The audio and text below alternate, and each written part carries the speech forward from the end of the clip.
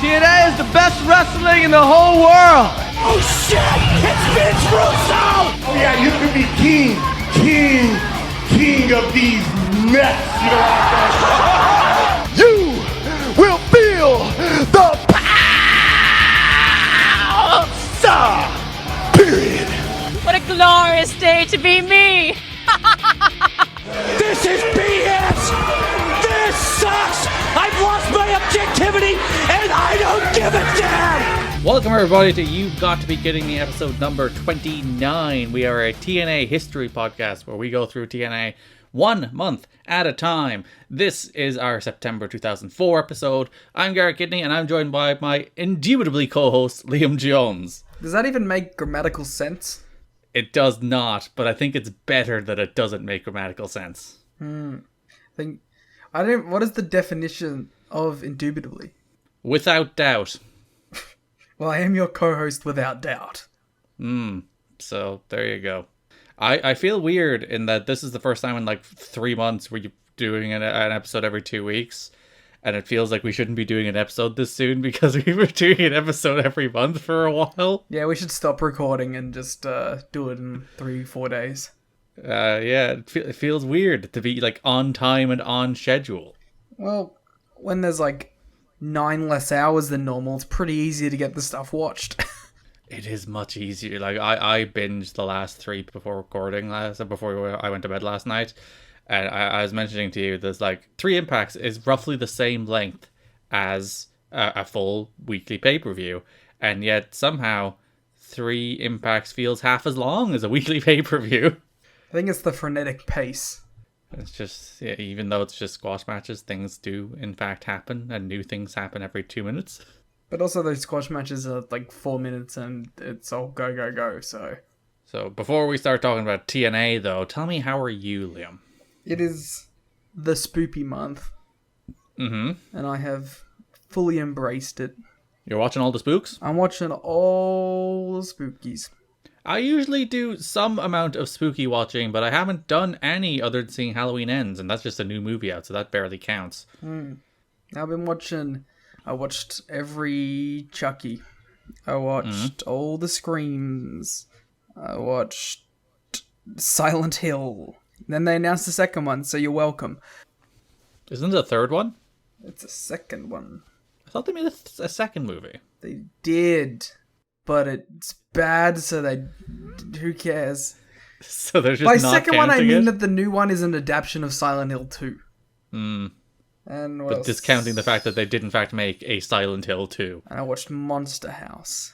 What is the best spooky movie you have watched in this spooky season? Black Adam. Oh, that film's not spooky. Or good. No, I don't know. I watched... What's the scary... I don't know, none of them are really scary. Oh, are you super brave boy, never been scared? I mean, I'm watching Scream and Chucky. I'm not exactly hitting the the spookiest ones, am I? That doll is super creepy, Liam. Do you not see him? He's not that scary. Anybody that wears overalls can't be trusted. I guess do you just like have an anti-mechanic sentiment? Yes. Again, they can't be trusted. How many times has like a killer in a movie worn mechanic overalls? Mostly the entire Halloween franchise. So there you go. I think Jason hit up some mechanic overalls too at some point. I was watching the third Friday the 13th, and but the funniest thing about that movie to me is that he's just walking out like around in a nice button-up long sleeve t-shirt. It's so funny to me to go from the second Friday, where he's like in an overalls and with like a bag on his head, and then like in the third one, it's like he just looks like he could be going out on the town. Yeah, he wants to make himself decent. Isn't that film in 3D? Yeah, don't they let you know? So they want you to see a nice, respectable shirt. He's dressed up for 3D, so when he pops out of the screen, you're like, he is killing those children, but also he is quite well dressed while doing it. Killing the fashion game. Well done to him. Is the most horrifying thing Chucky has ever done NXT? By far. In a franchise that's completely built on the relationships of the actors and actresses in real life, somehow doing NXT and WCW is still the most incestuous thing that's ever come out of that. I do appreciate that he did torment Braun Breaker after tormenting Rick Steiner. Didn't they just do it again? Yeah, it's just like Chucky's back because his new show is back, so they just put him on NXT. I didn't see what he did most recently on NXT, but I'm sure he did something. I think he just did the Braun Breaker bit again. Which is good. That's long-term storytelling, Liam. Well, it's about time they do long-term storytelling. If Tony Khan could just learn how to do that kind of long-term storytelling, everyone would be happy. What horror mainstay should Tony Khan bring in to counter-program Chucky? Leatherface. That'd be so sick. Chainsaw Charlie. Shark Boy. He's not scary. Relic. Do you not kill us for backwards? Relic did scare me as a kid. He is quite spooky. And Black Rain doing the multiple personalities deal. Black Rain didn't scare me. Gold Dust. You're like, that's Gold Dust. I know he's not scary. No, just like looking at him. I've seen Dustin Rhodes from the NWA. That's not a scary man. Yeah. I don't know. But Relic did freak me out. And famously, I was also scared of the Boogeyman, so it really shows you. You were actually scared of the Boogeyman? I wasn't so much the Boogeyman, it was the Boogeyman's Titantron. You were like, he's coming to get you. Have you ever seen me? his Tron? No. Well, I probably have, but I don't remember it. Pull it up right now. Alright. Let me pull up the Boogeyman Tron to see what Liam's irrational fear is. He's like creeping through a house. He's like doing it in Chucky perspective. Okay, there's his spooky eyes. Boogeyman in weird font. That's a door. Is he gonna burst in the door? No, he's not. But you don't know. He could be anywhere. He could be anywhere in your house. He could be behind any door. He could be creeping down your stairs. He could be walking through that open door. He could be smiling at you. I like the way they do like these suspenseful shots through the house, and then they just cut to him in like just a generic WWE office space. Yeah. Put a jump scare in there. I just got jump scared. That could be your door, Garrett. How could you ever know? It could be the Boogeyman. So you just sat there watching this thinking the Boogeyman is going to be around every corner of your house. Yeah, basically. You're going to walk around the corner, you're going to see the Boogeyman, and he's going to smash a clock over his head and eat some worms. Now I would love to see the Boogeyman. Because he's coming to get you. Because I just want to hang out with the Boogeyman. Would you eat some worms with the Boogeyman? No, I'd be like, how old are you? And he'd be like, 30. He'd be like, how old are you? 30. How old are you? 30. No, how old are you for real? 40. So that's Spook Month for you? Yeah. The scariest movie was... yeah. Cool. Child's Play 1, I guess. The only remotely spooky movie I've watched other than Halloween Ends is Sleepy Hollow. What's Sleepy Hollow about? Give me the full synopsis of Sleepy Hollow. So it's Johnny Depp. Ah! He goes to a small town. Say no more. I'm already scared. Who has a headless horseman problem. He's running around beheading people. Then he's like, headless horsemen aren't real. I'm a man of science. That's so cool. I love the idea of a big dumb headless horseman being a serious horror movie, like, evil guy. Then he sees the actual shoot headless horseman and he's like, fuck! Science is wrong! Does he have a pumpkin head?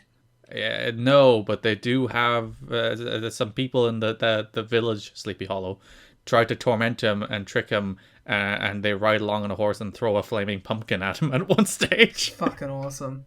I'm a big fan of, like, things that are so stupid being, like, played for horror. Mm. Like, just the idea of a big, dumb fucking dude with no head on a horse being, like, a terrifying beast that you're afraid of is hilarious to me.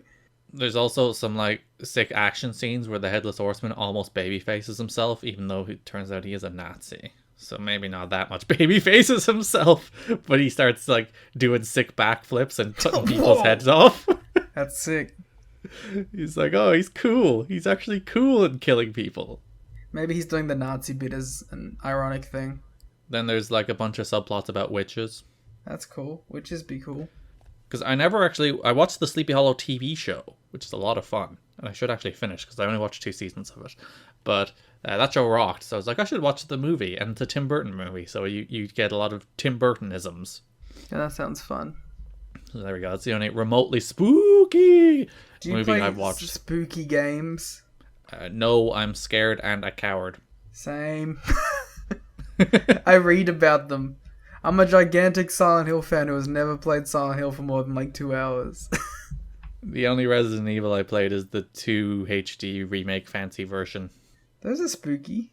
Yeah, that game scared me, and I was like, this is why I don't do this. There's zombies everywhere. Yeah, I don't know. I was scared of everything up until like 4 years ago, so... You're growing your brave boy shoes. Yeah. Gaining credibility in the horror community. Yeah. So, also, I can play Among Us Halloween Edition. Do they just turn all of the characters orange?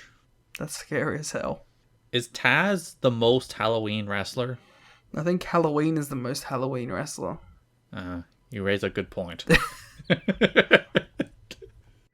I'd argue the Tasmaniac is more Halloween than Taz. But was he orange then? Do you think Hook dresses up for Halloween? Yeah, Right? Because you That's think for you know the Halloween. answer, and then you're like, wait a minute, it could go either way here. Yeah, because you think like he's a cool man who is too cool for Halloween, but also like no, he's a cool man who probably has a sick costume for Halloween, Yeah, for sure. I err on the side of yes. and he wears like the coolest costume you've ever seen in your life. Or he just buys like a jacket from the Riverdale guy. He And is a that's man like straight as out much of Riverdale. that's as much effort as he puts in. But also, he still looks like he has a killer costume because he looks like a guy that's straight out of Riverdale. Yeah, like that's the benefit. It's like, wow, you nailed it. So I think the answer is he puts very little effort in but still manages to succeed. Typical Hook. All right, that brings us to TNA. Just TNA from now on. This is I will no longer call it NWA-TNA because this is the month where we did have the debut of the Barry Scott Stinger on the September 8th show with the TNA wrestling, with the new face of professional wrestling. Or this is TNA, the new face of professional wrestling to be precise. So that's I think the formal point at which we separate NWA-TNA from TNA. So this is just TNA now, Liam. And it feels it too. It does, and like that's the first big thing this month is that it is the end of the Asylum days. That September 8th show, the date with fate on September 8th, is the final Nashville show, the final weekly pay-per-view, the final show TNA will hold in the Asylum televised until 2019. So we'll be waiting a while to get back to that building, and I'm quite pleased, to be honest. You know what? I'm disappointed. All right, please eulogize the weekly pay-per-views for me, Liam. Bad. Not fun. Look like shit. Bad wrestling. Right. Bad angles. Of course. Bad booking. A given. I hate it. Why are you disappointed? That it didn't die quicker. Oh, those poor Nashville shows. Like, when you look at this is the end of the first phase of TNA history, the first, block, that Asylum era. And I think the biggest disappointment is that it would be worth it if you could say it just took them that time to work out their identity. But as they come out of those Nashville shows, it's like they couldn't have less of an identity. As soon as the Nashville shows ended, it instantly felt like a better product. Because it felt like, and we talked about it a couple episodes ago, what this company needs is a focus point to aim everything towards. And almost immediately, you saw that start to come to fruition with Victory Road, right? Like, you were already starting to build matches, and they had a clear point where the matches were going to fucking conclude at, and it just feels like this is how wrestling is supposed to be booked. Yeah, and the idea of weekly pay-per-views, it's a bad idea in the first place. But when you look at the execution of it, in that they just booked it like an endless series of television. Like the odd time they did build toward big shows, there was Jarrett Raven. Even this month they did build toward the Date with Fate. That was they spent 6 weeks or so building toward that show. Not particularly well, but they did build toward it. They did, you know what? They've still a better build to that match than the supposed NWA title match at Victory Road. Well, to be fair, they do have 9 weeks of television between the final pay-per-view and the first Victory Road match, between Victory Roads. So we watched 3 weeks of that, which is very much the preliminary, and one of them doesn't count, basically, which we will talk about why when we get into the news about why one of those shows didn't count, basically. And one of them had the best match of the entire month on it. Yes, which was the one that didn't count. Like, the way they booked those shows, the way they put together and structured their week to week of it, where it was never like, we're giving you 2 hours worth of wrestling for value for money. It's just like, we're just doing TV on pay-per-view, and it kind of stunk. Don't say kinda, it did stink. No, there was periods where it didn't. Yeah, like, okay, sorry, the 10% of the entire history of the company where it was kind of okay. No, I think all of 02 and 03 up to October... Are even when not good, they were interesting. You know, it's a new company, they're trying things. I'm talking about, like, actual good, which was, like, a handful of months. I don't care for actual good. I just want to at least be entertained in some capacity. Okay. Whereas the second we ticked over into that Jarrett and Dutch regime, it's like, this is just fucking terrible. It's terrible. Worse than terrible, it's boring. They just produced the most nothing happening bad wrestling, and it got worse, and then we're just at the point in September where it's bad. But, you know, they threw all those ideas at the wall in 03, and some of them should have stuck. None of them did stick. Then they switched to a regime that had literally no ideas that we've had to put up with for pretty much a year now, and they're just not good. They don't have an identity. It's like they didn't spend 2 years throwing stuff at the wall to find out that, like, that's it. You know, that's the thing that works for us. They spent 2 years throwing stuff at a wall and then decided to do absolutely nothing for a year. God, 04 is bad. And to be honest, coming out of it, I don't even really know what this company's they're going for. Yeah, like, there's an increased focus on the X division a little bit, but not as much as to be like, that's our thing. But it is more of a thing than it was, say, in 03 as like a key cornerstone of the company. And, like, there is some Asylum success stories. There's AMW. There's some of Raven, but not all of Raven. The more recent Raven stuff, a tad spotty, and he's basically not on television this month. The only thing he does is stand in the background of the Jarrett Hardy match. That's all the Raven you get in September. Yeah, I guess I'm assuming he's hurt or something.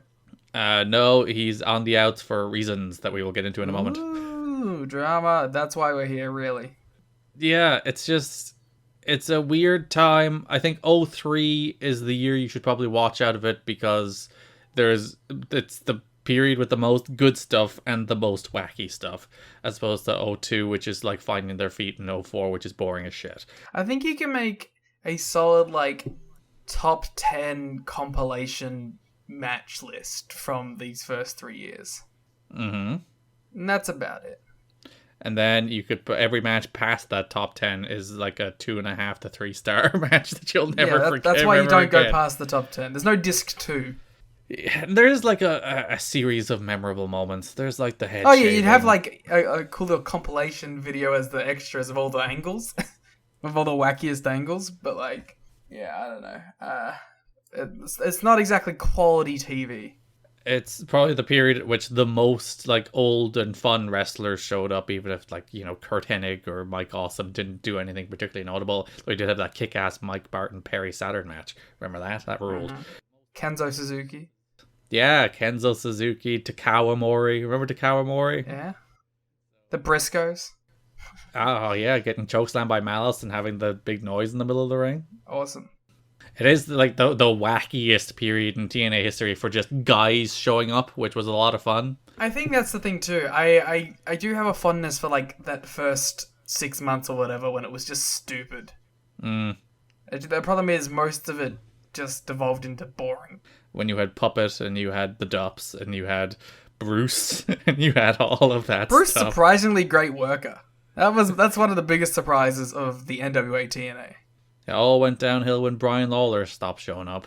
It's true. Man, I haven't thought about Brian Lawler in forever, and it makes me sad now. And yeah, I'm shocked he never, ever, ever came back. Not even for a one-off. 29 months later.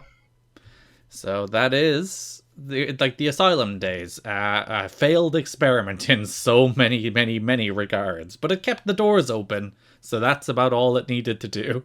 But here we are now. Now this is like functionally, visually, everything. This is TNA now. I was watching the Petey Williams squash on one of the last impacts, and I was watching it, and it was bright, and they had I guess they had new cameras.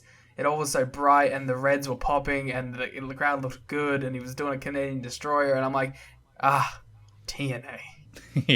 This is TNA. Barry Scott is right with that. By the way, the first time you hear Barry Scott's voice in TNA history is that September 8th, or with the debut of the This is TNA stinger. That's quite poetic. Yeah, you hear the iconic voice of Barry Scott for the first time there, and it is increasingly, you realize, I think the TNA that people know and love as an identity is basically created by Dave Sahadi. Yeah. Well, I think it's that thing that you can associate with, right? It's like, it's that thing that you kind of snap back to. It's like, I guess similar reactions would be to like different Raw and SmackDown intros over the year. Because yeah, you get a lot of those like production elements, like the Barry Scott voiceover, but just the general vibe, all those promos start positioning the company as like the actual true, honest to goodness alternative to WWE. Whether it is or not at this stage is an open question, but like they are positioning the company as something, and that's David Sahadi, whose work people rave about this month, and you see bits and pieces of it like seeping into the show. There's a lot more video features on the impacts later in the month, especially the ones building to Victory Road that are like, oh, these are just worlds above JB's effort and Moody Jack, but they like stitch into this show together in Premiere, and this is like stuff that has actual like vision to it. It does feel like immediately after the pay-per-views, and like I it's interesting that they did it this way because I don't think they necessarily had like a reason to, but it did feel like an extended reboot, and they framed these post NWA-TNA pay-per-view impacts like as if they were presenting it to a brand new audience again, which is like interesting because they're not. It's the same people watching. It's not like they've got on a new channel or something and people are flipping it over and catching it for the first time. But it's interesting that they went with that decision because I think as viewers and people who have seen every show up until this point, it is really refreshing to get that new coat of paint on it. And it's funny, like it's the second time this year they've done that. Like they did that kind of reboot heading into the launch of Impact, where it's like, all right, we have a bunch of people watching for the first time. We need to, set our champions back to Styles, AMW, and Jarrett, their default positions. Reintroduce TNA via Impact, and yeah, you're right in that. Like the first Impact after the pay-per-views end, the September 10th Impact, ends with like Mike Tenay is like, oh, we have this great video package that will introduce TNA to you, and it is a pretty good video package, and it ends with the 30-second spot for Victory Road, which is a real good spot too. It's not a reboot. Like they're still telling all the same stories they were telling the 2 days before on the pay-per-view. It's not like they've dumped all those stories. A lot of those stories continue through to Victory Road on November 7th, but it does feel like it's like, all right, we kind of need to reset here because what we're doing isn't working. The main event story is a story designed to introduce you to all the main eventers. Like, who's going to be the number one contender? Well, let's have a bunch of squash matches with our top talent so you can see them as they are all fighting to be number one contender. But this is also a great excuse to show everyone who these people are and run vignettes on the people who aren't on the shows. Yeah, and they move into a little mini tournament in September to crown a number one contender, or in November even, or October. What's the month after September, Liam? It's October. Spook month, the one we're in. I think part of that is actually there was indecision about who should be main event Victory Road. Like the original plan was to do a 2 pay-per-view program with Monty, which they lost their bottle on. So now they're like, what do we do if it's not Monty? I have no clue. Well, you will find out when watching in October, but this is September, and we will talk about it in depth. Let's get into the news. We'll start with the thing I was mentioning there a second ago, which is the debut of David Sahadi, whose influence you do see increasingly on these shows. That's like, oh, there's actual like production elements on these shows now, as opposed to some just fill in the gaps in the story video packages. So David Sahadi is producing the new pay-per-view commercials, and those who have seen a preview are very impressed. He's using strobe lights and close-up camera shots, and observers predict that the commercial shots will be dramatic improvements over past TNA commercials. I mean, probably not a hard bar to pass. Because yeah, you see the Victory Road promo, which is at the end of that package on September 10, and it is very much the case that, you know, that's a promo with style, it's a promo with vision, it's a promo with like an identity, and it's like, my god, this man is bringing character to this wrestling show. It helps too. He's working with a lot of really cool stuff, you know what I mean? Like he has a cool group of people to highlight with a company that has a cool aesthetic. Yeah, because like, say what you will about the Asylum days, and you can say a lot, but coming out of it, the company does and thankfully we no longer will have to. But the company has come out of those days with America's Most Wanted, with Triple X, with AJ Styles, with Abyss, with Monty Brown, as homegrown new guys that they're introducing, and now they can make them seem cool because they are cool. It's like, it's not hard to make AJ Styles seem cool, especially given the one like true pro point you have over the Asylum days is that you can see AJ develop from raw potential into real deal, and like, he's real deal now, and he was raw potential in 02. So that's like probably the biggest success story of the Asylum days, and now it's just like, let's just market him as the real deal.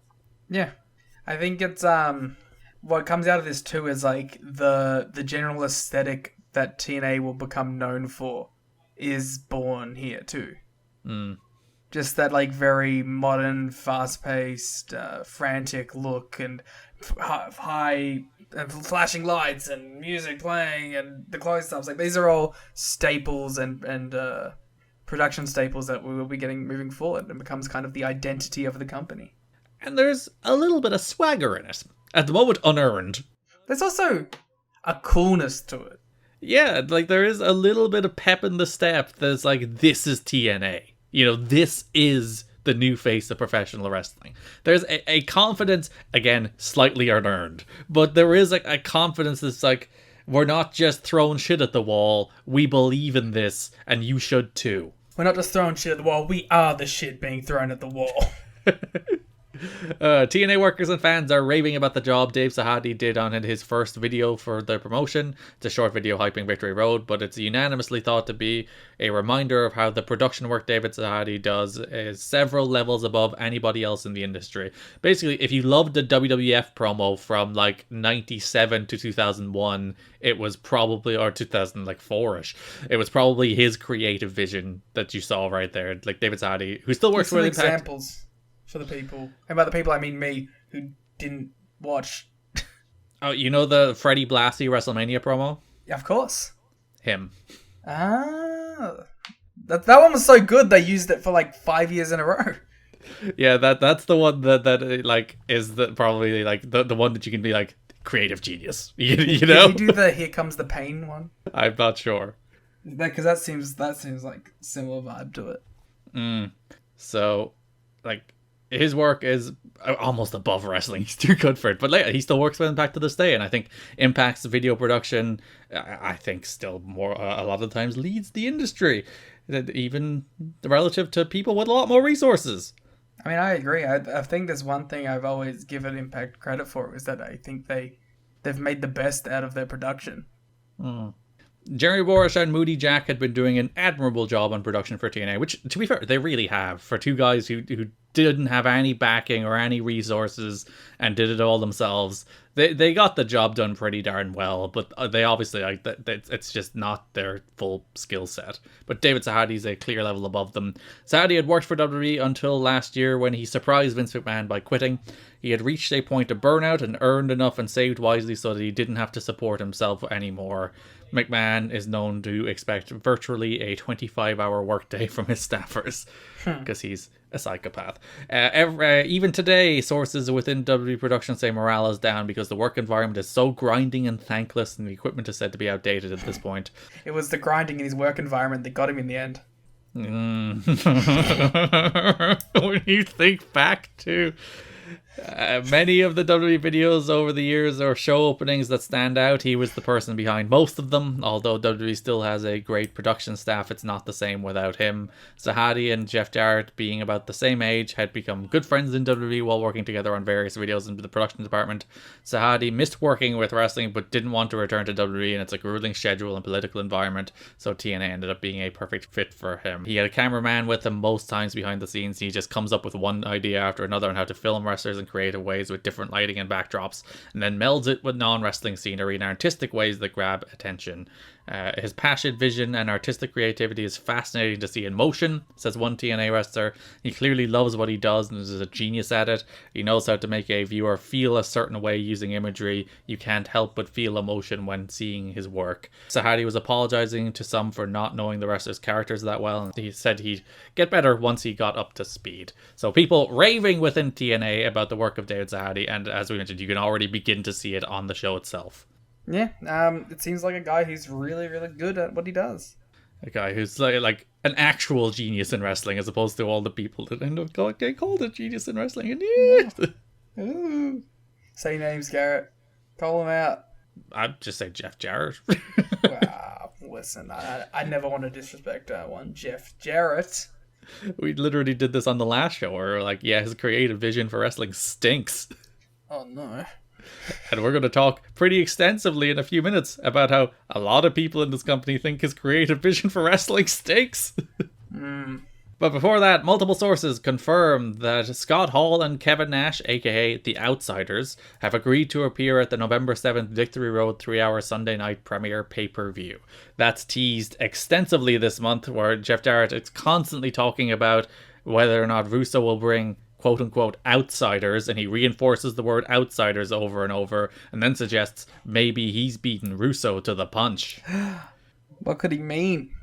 Well, what could it mean to say the word outsiders so much? I'm not exactly pumping my fist at the idea of the outsiders coming in, but Paparazzi Productions needs to happen. So, I guess I just gotta take it on the chin. Yeah, and like Nash ends up being like not quite a TNA guy, but he's with TNA for 6 years, give or take. Am I excited about the prospect of Kevin Nash working matches? No. Am I excited at the idea of Kevin Nash cutting promos? Yes. Yeah, and goofing off and being stupid. Which is honestly what every old dude who comes into this company should do. There's also some speculation that Sean Waltman will appear with Hall and Nash as an outsiders-like faction. There's no word yet as to whether the group will actually work a match at the pay-per-view or if it will simply serve as their debut. Jeff Jarrett was reluctant to bring Hall and Nash in due to their locker room reputations, but has apparently decided that he needs to do something special for the first Sunday night pay-per-view. It is literally the Vince McMahon lethal dose of poison promo that Jarrett's doing within himself. I get it. Like, I understand bringing them in. I get doing a big debut for the first pay-per-view, make it stand out. I personally am not that interested in seeing any of these guys work, but it could make for some interesting discussion. And like one of the things we've hit on recently is like how star-light these shows are. They're doing an okay job of like boosting up their homegrown guys. But like, yeah, still only got Jarrett and Raven as like recognizable names, and maybe Conan and BG, and maybe a little bit Ron, but not much Ron. So like, there's not a ton of household names, and you can say a lot about Hall and Nash, but they're household names, and they're names that get attention, and they're names people pay attention to. And that's the call they make here. Like, they know what they're getting with them. They're not like in denial about it. Oh, well, they have Jeff Hardy too. I should mention Jeff Hardy, but they're not in denial about what you get with Hall and Nash. But it's pretty similar to Hardy in that like they know Hardy will burn them. They know he will. They're counting the days until it happens, but they need him. And it's a similar case with Hall and Nash. They need them. Yeah, I think Jeff has a lot more value, but listen, I'm not opposed to it. I'm sure it'll make for some good podcasting content. The locker room reaction to reports that the outsiders are scheduled to be joining the company has been positive. In fact, some wrestlers are hoping that Hall and Nash will play some political games they've been known throughout their careers. We need anything that will get Jeff and Dutch away from the book. If it's a power play, so be it. We need something, anything, says one wrestler. Yeah, right, I'm into it now. They're winning me over because they brought up a very good point. It's like, you know, normally what makes you worried when these guys come in is that they might ruin a good thing. Not really a good thing to ruin, so might as well bring them in. I like that that's the locker room attitude too. It's like, listen, these guys are known for making like life a nightmare and rooting places and playing politics. But listen, the guys in charge suck, so yeah, do it. Do it. Yeah, that has actually swayed me quite significantly. The locker room is so frustrated. They're like, bring the biggest politicking assholes in here to boot out the shitty people. We'll see how that goes. Scott Hall and Kevin Nash are said to be excited about going to work in TNA. Hall lives in Orlando and Nash lives nearby in Daytona Beach, so they are both within driving distance of Universal Studios. They like the fact that they won't have to work house shows, and they expect to have a large say in the way their characters are booked on television. I'm sure nothing controversial will come out of this ever. No, Nash has some controversy too. I was going to say Nash is pretty good, but there's a whole thing Bound for Glory next year, so... Might have been what I was referring to. And Hall will have multiple controversies. Yes. I did like Nash doing the Austin show where he was just like, I worked for TNA, I'd drive down to Universal Studios, I'd work a 6-man tag in which I did 2 moves, go to the steakhouse, eat a giant steak, drink some wine, get paid 10 figures and go home. It's like, yeah, sounds dream job. Wonderful. There's people who be like, you stole money. It's like, nah, all power to you. I love Big Sexy. And one of those TNA just can't let this idea die things. TNA officials have had discussions with Rupert Bonham of Survivor fame in hopes of signing him to work. It's probably Bonham, but the E is there, so I'm going to pronounce it. It's Bonham. In hopes of signing him to work a match against Johnny Fairplay at the November 7 pay-per-view.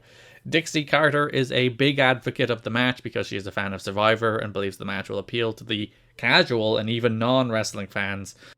What's the difference between the casual and the non-wrestling fans?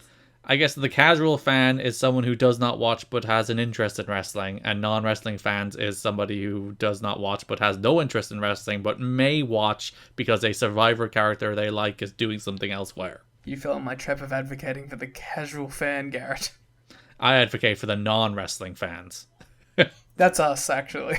However, Rupert's asking price is rumored to be $40,000. That's Kevin Nash money. That's probably more than Kevin Nash money.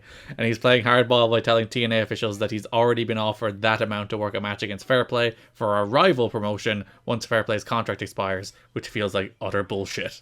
I saw old Johnny Fairplay on fucking Rogan's goddamn show, Fear Factor.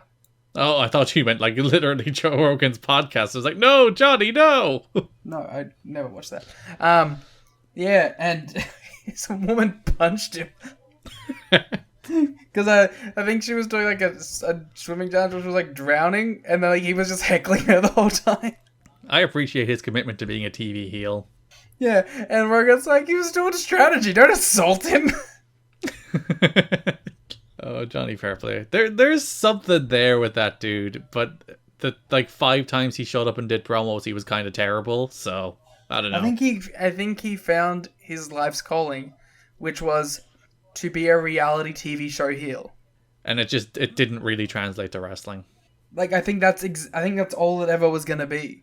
And unfortunately that's not a sustainable path, but it was his. And I think ultimately his biggest problem is I don't think he's actually charismatic. I think he's charismatic around regular people, but he's not charismatic around people who perform for a living.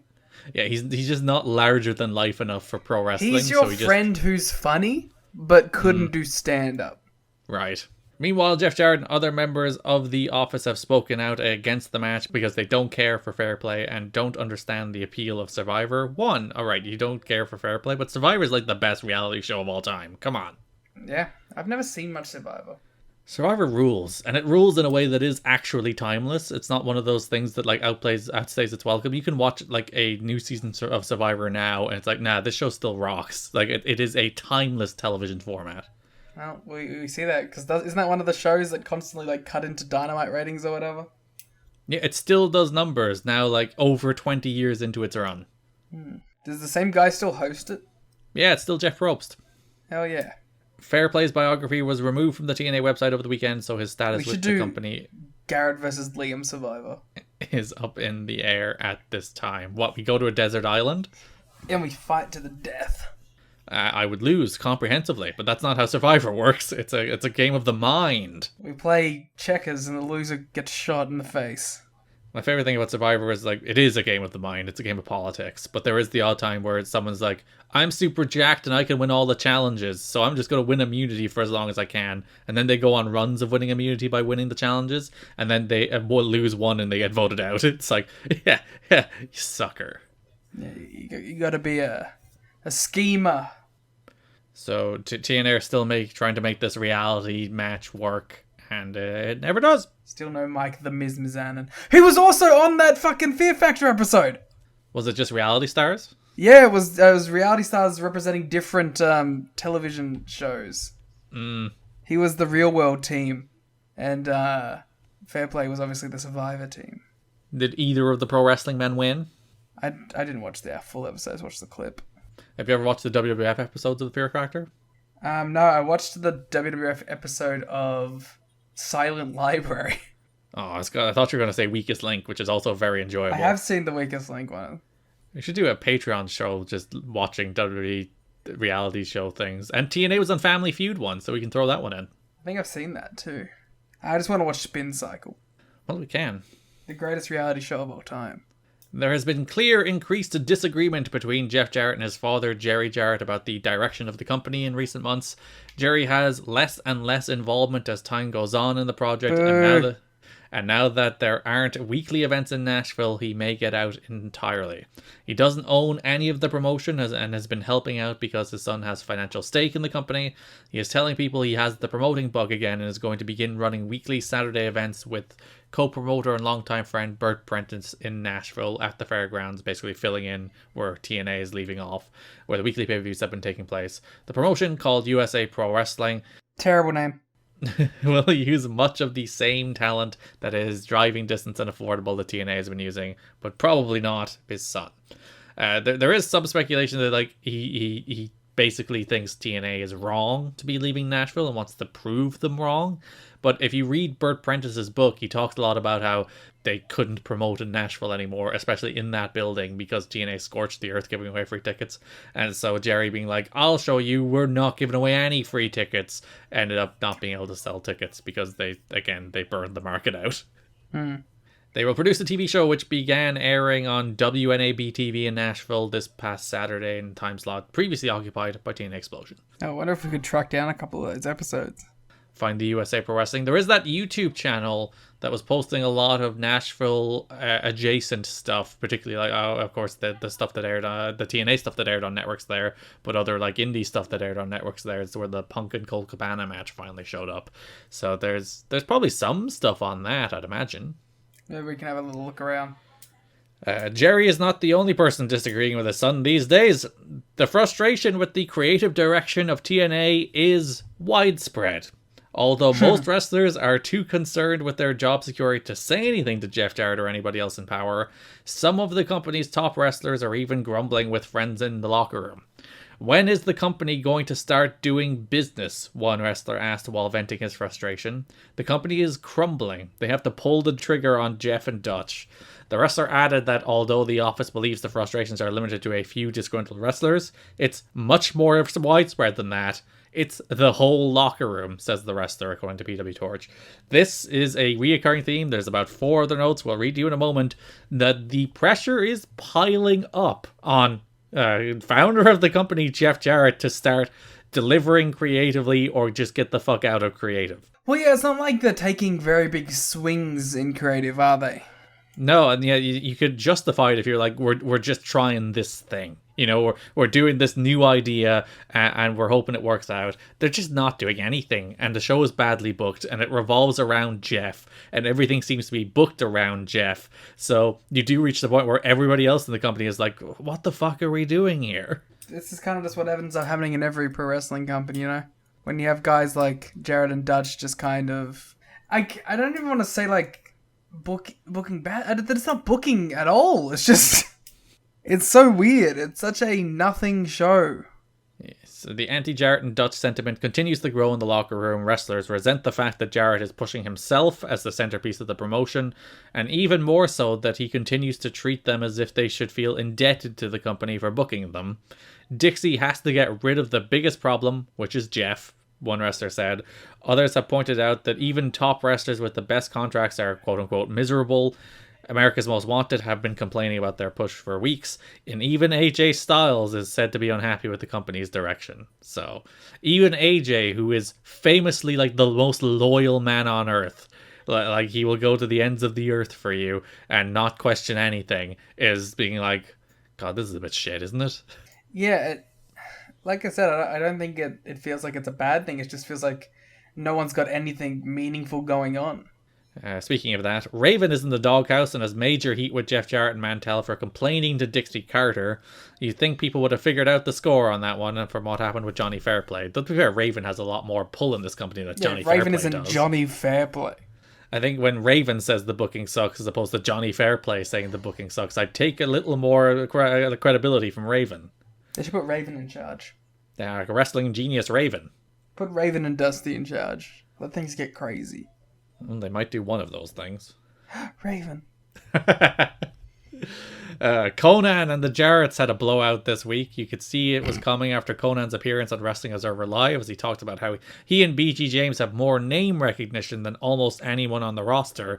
They get a better reaction in Nashville and Orlando than almost anybody, but never get any major storylines. The company's feeling has always been they are good for a pop, but TNA was afraid to book them in major programs because of the in-ring. True. Both were aware of it and got in better shape and have performed better. No. At least based on the glimpses Dave has seen. He's not seen enough of them. And get a good reaction from live crowds as anybody, particularly in Orlando, where you have a lot of people coming who don't know the new guys. Conan complained about how they get strong reactions, and both he and James had gotten into better shape and can do promos, but haven't been moved to the top. This came after they complained they were put into the Dusty Rhodes storyline as a backdrop. Conan was on the air with frustrations about getting Jeff and Mantel to listen to his complaints. He complained that it become like WWE, where they cut everyone off booking wise so nobody can rise to the top, and was mad because he felt he'd done good promos and his stuff had gotten over, but he's done nothing but run-ins on these shows. Like, Trio K, their role most often on all these shows is to run out to stop a beatdown. Which is honestly the best way to book them, because I don't want to see them wrestle. Like, he's not wrong in that he is probably one of the more over people on the show. Like, his catchphrases do get over. Conan was a legit star in WCW, legit part of the Wolfpack, a legit, like, upper mid-card guy who got great reactions every single night in WCW while during a period where millions of people were watching. Same with BG on the flip side in the WWF as a catchphrase guy who got over there and who people had a fondness for until they started tweeting constantly. So, like, they're not entirely wrong in that, like, they are two guys who have name recognition and, to be fair, in TNA even, are getting over, but also the point of you just never want to see them wrestle. Yeah, and plus, as soon as they do wrestle, it's not like they're killing it when they get the opportunity. So it's hard to really get behind anything that they say here. I wouldn't mind the idea of, like, Conan and Ron, like, doing stuff together, but I have no time for BG, and Conan is good for a couple spots, but he's not like, I'm excited for him to come burn it down either, so, you know, Yeah, and, like, in theory, the idea of Trio K is that even though you have the two not very good people, you do have Ron there too, but that hasn't really worked out that way, has it? Yeah. Also, they just don't really work as a trio at all. They don't even, like, use them as a trio. It's a tag team and a singles that are loosely aligned at this point. Yeah, so, like, you can't even apply the theory of, like, Ron does the heavy lifting, wrestles most of the match, while those two hit their high spots. Like, they don't even do that. No. There is also legit heat between Vince Russo and Jerry Jarrett. When it comes to those two, you always have to be suspicious, I guess.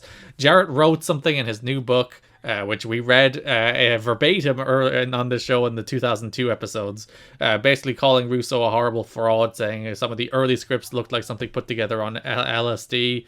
Russo found out and was upset, both publicly responding, saying that shows why he thinks the wrestling business is the worst in the world, and he also wrote a private email to Jerry saying he couldn't understand how one Christian could do that to another Christian.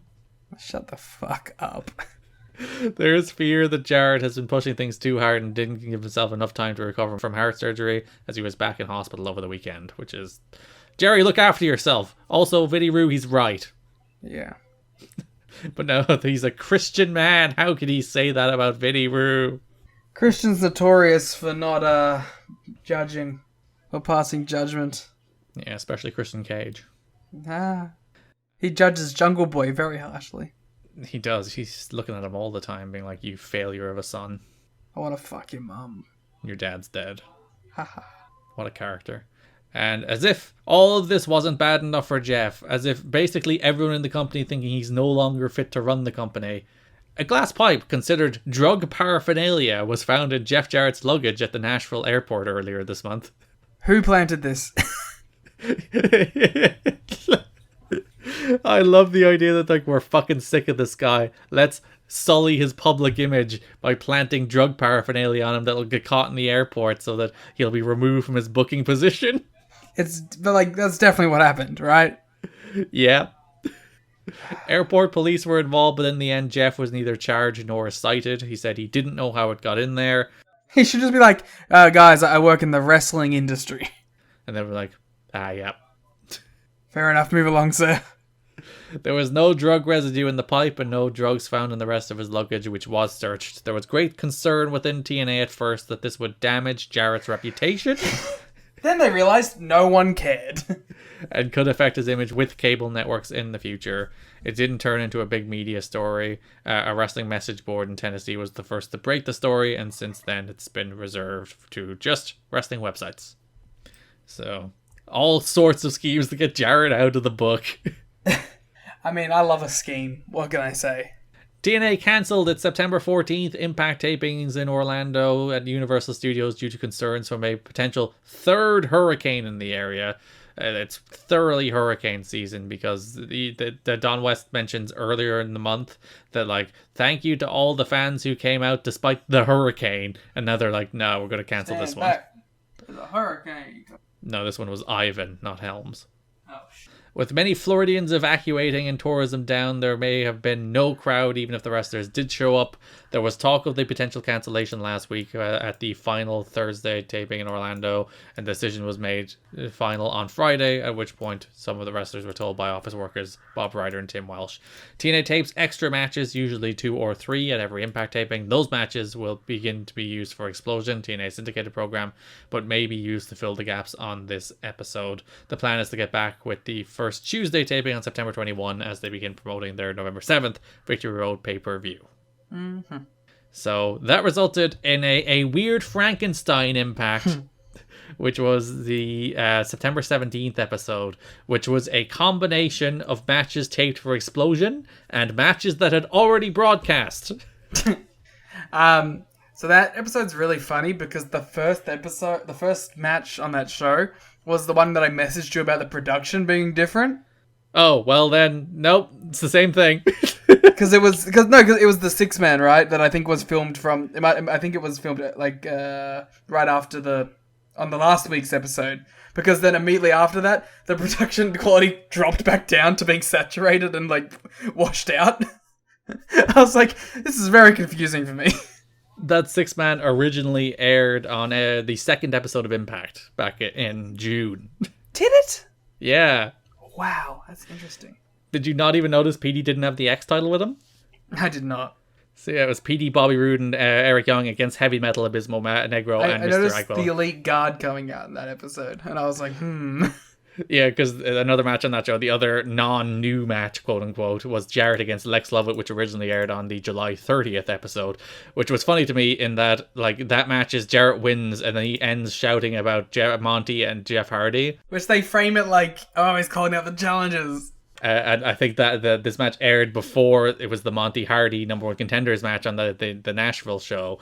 But yeah, they're like, oh, look, he's calling out his challengers. It's funny how, like, evergreen some of this stuff is. Want to know a fun fact? Shoot. First time this match aired, I gave it a 2 out of 5. Second time it aired, I gave it a 1.5. Oh, what does that tell you? Okay, what did you give to the 6-man? That's an interesting question. 225. And I hope you're inconsistent. 2! It's better the second time round, you tell me, Liam. What can I say? They picked it up. Hmm. Did you purposely go back and make sure you matched your ratings? You're damn right I did. Hey man, I was in a different mindset. That's interesting. I kind of liked the Jeff Jarrett Lex Lovett match for a 1.5. It's an interesting insight into Liam's mentality when watching these shows. Maybe it's not the matches that are bad, but Liam's willingness to give them a chance. Wow. I really enjoyed these impacts because they were really easy to watch. Keep what I just said in mind when we're talking about a certain America's Most Wanted Triple X feud. Just saying, guys. Just keep it in mind. The other 2 matches on that show was a Kid Cash in Dallas against Amazing Red and Chris Sabin match, which was taped September 9th before Impact. Cash won the Frog Splash. And then the main event, which was like a brief reprieve for Goldylocks, who we will talk about will not be appearing anymore, but suddenly popped up on this episode because AJ Styles faced Alex Shelley in the main event. In the match of the month. That was taped on August 27th and aired here. And if the Hurricane didn't hit, that match probably would have never aired. So there you go. I'm glad I enjoyed that match. I was thinking they were damn lucky that they didn't have Abyss at ringside for that one, because then they couldn't have used it. Or they would have just changed some shit. So yeah, that's the weird September 17th episode. If you ever watch that episode and you realize, hey, I've seen this Team Canada against Heavy Metal Abysmal Negro and Mr. Aguilar match before, you're not Liam, for one. And 2, that's the reason. Hurricane hit, they had to put together an episode with previously used matches and a couple of unaired explosion style matches. I noticed it with the Jeff match. The Jeff match, I noticed it, and which is why I was so confused by the production thing, because I was like, I think part of the reason I didn't notice the opener was I thought it was new production. Because yeah, they did get new cameras, but I think it's more for the backstage stuff. Because I didn't notice any difference. So I was like, I know that there was a note they got new cameras, but I thought it was for like pre-tape and post-production stuff, not shooting. I just thought things looked a little brighter. They're clearly putting more money into these Impact tapings at the start. Yeah. Sabu is out indefinitely with cysts in his back and a viral infection. As mentioned, I think last month, we're not going to see Sabu for a good while until over halfway through 2005. TNA president Dixie Carter is pregnant. She has no prior children. There has been typical TNA. Like, the woman's pregnant, they're like, how does that affect us? There have been some concern within TNA that becoming a mother could move her priorities from making a money-losing wrestling promotion succeed to other matters like, her fucking children. But those who know her best say that she remains steadfast in saying she and her family are committed to the TNA project for the long haul. TNA is said to have a 1 or 2 year commitment at Universal Studios. So Dixie's pregnant. Congratulations to Dixie. Yeah, congratulations for 15 years ago. Yes, for your child who's now in high school. Oh no, that child's 18. That child is an adult. Should be starting in the Impact Dojo. He's 17 based on when she gave birth. But yeah, God, that's upsetting. After the final Wednesday taping in Nashville, wrestlers were encouraged by Jeff Jarrett to go out into the crowd and sign autographs. Styles, Hardy, D-Ray, Sharkboy, and Amazing Red were among those signing autographs to say goodbye to the Nashville fans. Shout outs to Jeff for doing it.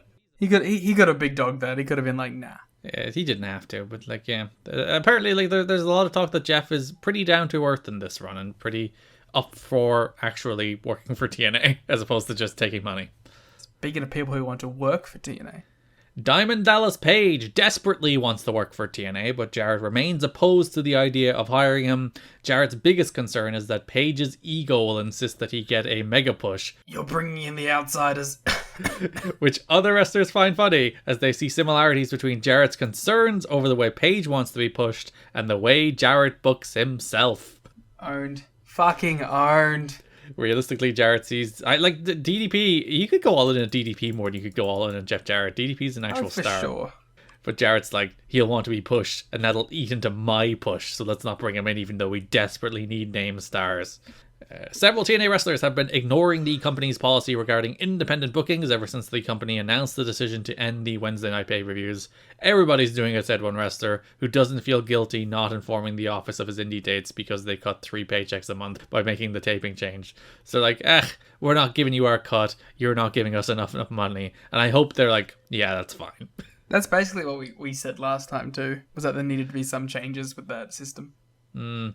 TNA wrestler Johnny Devine underwent 4 hours of surgery after being stabbed during a bar fight on Sunday in Nashville. Andy Douglas of the Naturals tag team in TNA was stabbed in the leg but didn't require surgery. The 2 wrestlers got involved in a fist fight during which the other men pulled out knives. Nobody has been arrested. The incident received media coverage in Winnipeg, where Devine is from. Cool. I thought this might be the last we see of Johnny Devine because he's not really a regular again until 06. But we do see a little bit of him toward the end of 04 and start of 05 before he basically disappears for a year. Imagine how big of a story this would be now. A wrestler getting stabbed going into surgery. Yeah. And even Andy Douglas is there too. It's Andy Douglas and Johnny Devine. Yeah, this stuff doesn't really happen anymore, does it? No. I guess wrestlers are more low-key these days. They're not going drinking and fighting as much as they used to. Yeah, all they do is they go to the cancelled Brazilian Jiu-Jitsu gym, they roll around, and then they go eat, like, fucking Panera bread.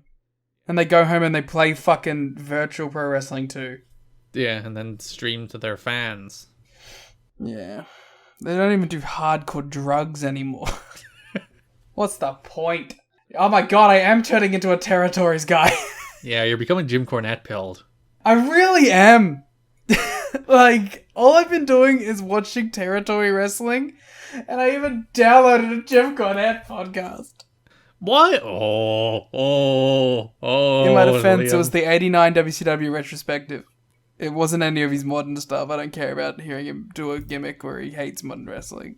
Back in the day when podcasts were but a mere folly, Jim Cornette did have one then too with Bill Barron's that I listened to a bunch of, where they just talked about old wrestling.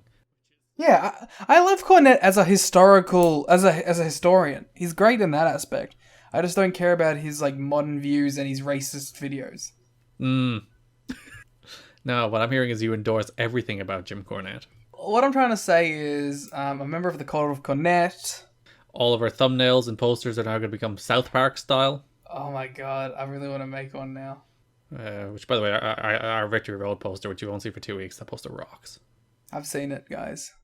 When's Cornette coming in? I want to start putting over Jim Cornette. Yeah, you'll have to wait till mid-06. I'm excited. Isn't it weird that like now we're that far away from 06 as we were to like from 05 at the start? Yeah, like we're closer to Cornette debuting than we were to now when TNA started. So I am so excited for like the next 5 years of covering this fucking promotion.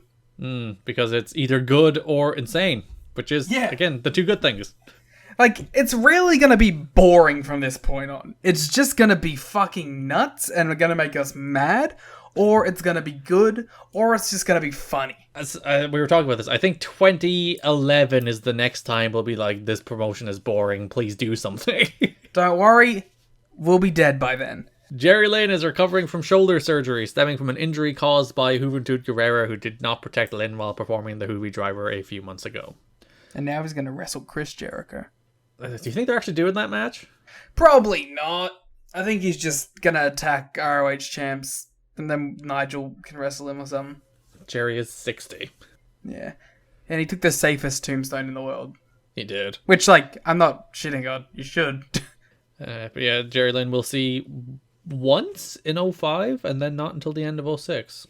I was thinking, watching this, how it's, like, the end of it, you know? Yeah, this is the end of Jerry Lynn's run as a regular. We'll only see shorter runs as a one-off in 05, a little bit of a run in 06, 07, and then the return in 2011. But yeah, this is Jerry Lynn who was like a fixture of these Asylum days, is no longer a fixture of TNA.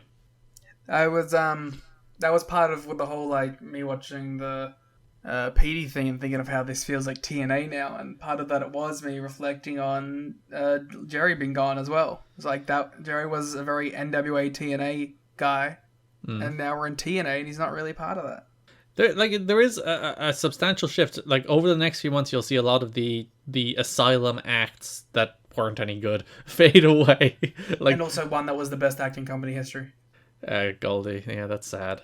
But yeah, seeing Lynn fade away and the likes of, Watts and Goldie and Gilberti and Scott Hudson and Swinger and Diamond hangs around. But a lot of those people who have been relative fixtures for a while just kind of disappear. Most of them I'm not too broken up about. Scott Hudson and Goldie, the interviewers, are the ones you're really broken up about. Yeah. I think Scott Hudson does some of the pay-per-views. I can't remember when exactly Scott Hudson is done. I don't think we've seen the last of him, but we're getting close. Well, he's really good at his job. It's sad to see him go. The worst part is he's better than Franchise at the job. Oh, for sure. And that's a bummer. But Franchise has a name. Does he? He has kind of a name. As a backstage interviewer, though? I know, but there is something to be said about going, ooh, look at Shane Douglas. That's the guy who threw down the NWA title, remember that? That's my impersonation of the casual wrestling fan. Ooh, look, it's Scott Hudson. Oh, look at Scott Hudson. From That guy WCW did nothing. He Worldwide. works for the FBI. Allegedly. Allegedly. Las Vegas is out as a location for the first pay-per-view. It was the first choice, but when found out there was a hockey game there right before at the Orleans Arena of Global Force Wrestling fame. My God. Jeff really just does the same fucking shit over and over again, doesn't he? He has like 3 ideas. But because there was a hockey game the night before, they didn't have adequate setup time. They also talked about Norfolk or Fort Hood, Texas, because they'd be able to draw a military crowd and let servicemen in for free. It ultimately ends up in Orlando. So there you go. I watched a Clash of the Champions that was held in front of a rowdy military crowd. Was it good? Yeah, it was a good crowd. The main event was Funk and Steamboat. I feel like companies don't really do that anymore. Being like even WWE, Tribute to the Troops is a less big thing than it used to be. It's like an add-on to a show these days, as opposed to being like, we're gonna fly the entire roster over to Iraq. Yeah, they should send him to the streamers instead. They no longer support the troops. They gotta send him to Twitch HQ. Our real heroes. Our content creators. Our content creators. Braver than the troops. Tribute to the content creators. Tribute to the gamers. No, it's too far. They gotta send them to our esports leagues. No. In front of our esports troops. We consider their analyst, our State Farm analyst desk, and it would be so much fucking fun to send like a wrestling crew to like an esports like a sponsored house and just watch them playing games on their PCs. Just watching them play like Overwatch 2 and League. Would it be fun though? It'd be fun for me because I hope they send like not like Woods and Cole, like people who would be into it. I want them to send like Sting. Yeah, Sting, Michael Cole, Jim Ross, Johnny Swinger, all of the gamers. Yeah, Abyss, just showing up all together. The gamers gaming together. Then they make him do like a fight. Send Taz. Make him do a 5v5 versus the esports gamers. Taz is talking about all the tips his son Hook has given him. What do you think Hook's game of choice is? Because he's a young dude, so he probably did play games. But he feels to me a guy who does just play Call of Duty. Yeah, he does seem like I've finished work today. Time to relax with some Call of Duty. Yeah. I'm gonna sit down, log on with the boys, drink a White Claw, and shout some racial slurs. Not that we would suggest Hook would ever do such a thing. Of course not. I'm just talking of his ilk. Just the general gamer stereotype. Specifically the Call of Duty stereotype. Dropping hours into Warzone. Where are we dropping, boys? Yeah. Do you think he plays Fortnite, or do you think he's like one of those guys who's like, oh, Fortnite is for losers because there's building? I think he's like, Fortnite is for babies. I play the real games like PUBG and Warzone. I don't think he plays PUBG. I do think he plays Warzone. I think he plays the Call of Duty game on his phone. Oh no. Oh. I think he's backstage at AEW playing Warzone on his phone. We're back for the podcast. This is coming in during our intermission. Just want everyone to know to please donate to the Redbubble so I can buy one of those cool fans that don't make any noise as we're about to enter summer here. Again, only do this if you're rich. If you're rich, I don't care that you give me your money, but please do. I would like a big dumb fan that doesn't make noise. We mean rich as in wealthy, not Rich Craich. Or Rich Craich, technically is my boss, I guess. So, write it off on tax or something. I don't know how you guys work that system. All right, now put it in. Alrighty, that brings us to broad topics. We're going to be a little lighter this month because there's only 2 pay-per-views and then 3 impacts, one of which is like a basically non-canon Hurricane episode. Also, we're not going to talk about a bunch of squash matches. Yeah, and the other 2 of which are like the first 2 weeks of a 9-week build to a pay-per-view, so there's not like a ton of meat on them, but we will talk about them nonetheless. We'll start with Dusty because that's one of the shorter stories and it'll lead into Jarrett and Hardy. So we had the continuation of Liam's favorite story. It's heel Dusty Rhodes. Oh, it's definitely heel. He's a whiny bitch who pokes his nose into everyone else's business, and I'm sick of him. Liam is sick of Dusty Rhodes' a lack of authority. Or I'm sick of his incredulous, self-imposed authority. You don't think he should be interfering in Vince Russo's decision making? No, he has no authority. There's no he's making matches, he's stopping things, he's interfering, he's showing up when Vince was very nice to him that one week. He's like, hey man, just take a week off, come back in next week, we'll get it all sorted, and he still had to fucking poke his nose in. Yeah, so if you remember, Dusty has been suspended. He was suspended in the last show of last month for all of his antics. Vince Russo was finally fed up of him. He suspended him for 1 week. So September 1st, the weekly pay-per-view, NWA-TNA pay-per-view number 110, was the show in which he was meant to be suspended. Hudson had Russo. He was like, Dusty's suspended. Well, there's definitely going to be a new champ next week in the title match. And Trail K were meant to have a six-man tag. It was meant to be BG, Conan, and Dusty against Team Canada. But they were like, oh no, we're going to be a man down, but we've got the new member of Trail K here, a new mystery partner. Who the fuck could it be? Backstage, Trail K in a promo said, tonight is the end of the American dream. Yes. And the beginning of the American nightmare. In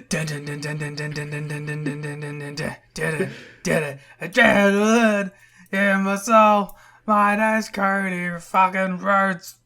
And Conan does a promo about how you're not a wrestler if you learn a bunch of holds. You're not a wrestler if you do a bunch of tape study. It's like, we have been on the road 300 days a year with broken marriages, concussions, and we've been to drug rehab. That's pro wrestling, baby. I mean, he's not wrong. That is the actual promo Conan cuts. Yeah. I mean, I took note. I was like, yeah, right. It's the first 3OK promo that my ears perked up for. Oh, you were like, drug rehab? I think, because they were perked up for it too, So that leads us to the tag match in which BG James and Conan had the mystery partner, the debuting Midnight Rider. Yes. I had just seen some of the Midnight Rider stuff previously. So you jumped out of your chair at Territory Wrestling. I was like, yes! No, I got the bit. My favorite part of the entrance was Don West on commentary, being like, the Midnight Rider, Dusty Rhodes, pause, panic, is not here tonight because he's been suspended.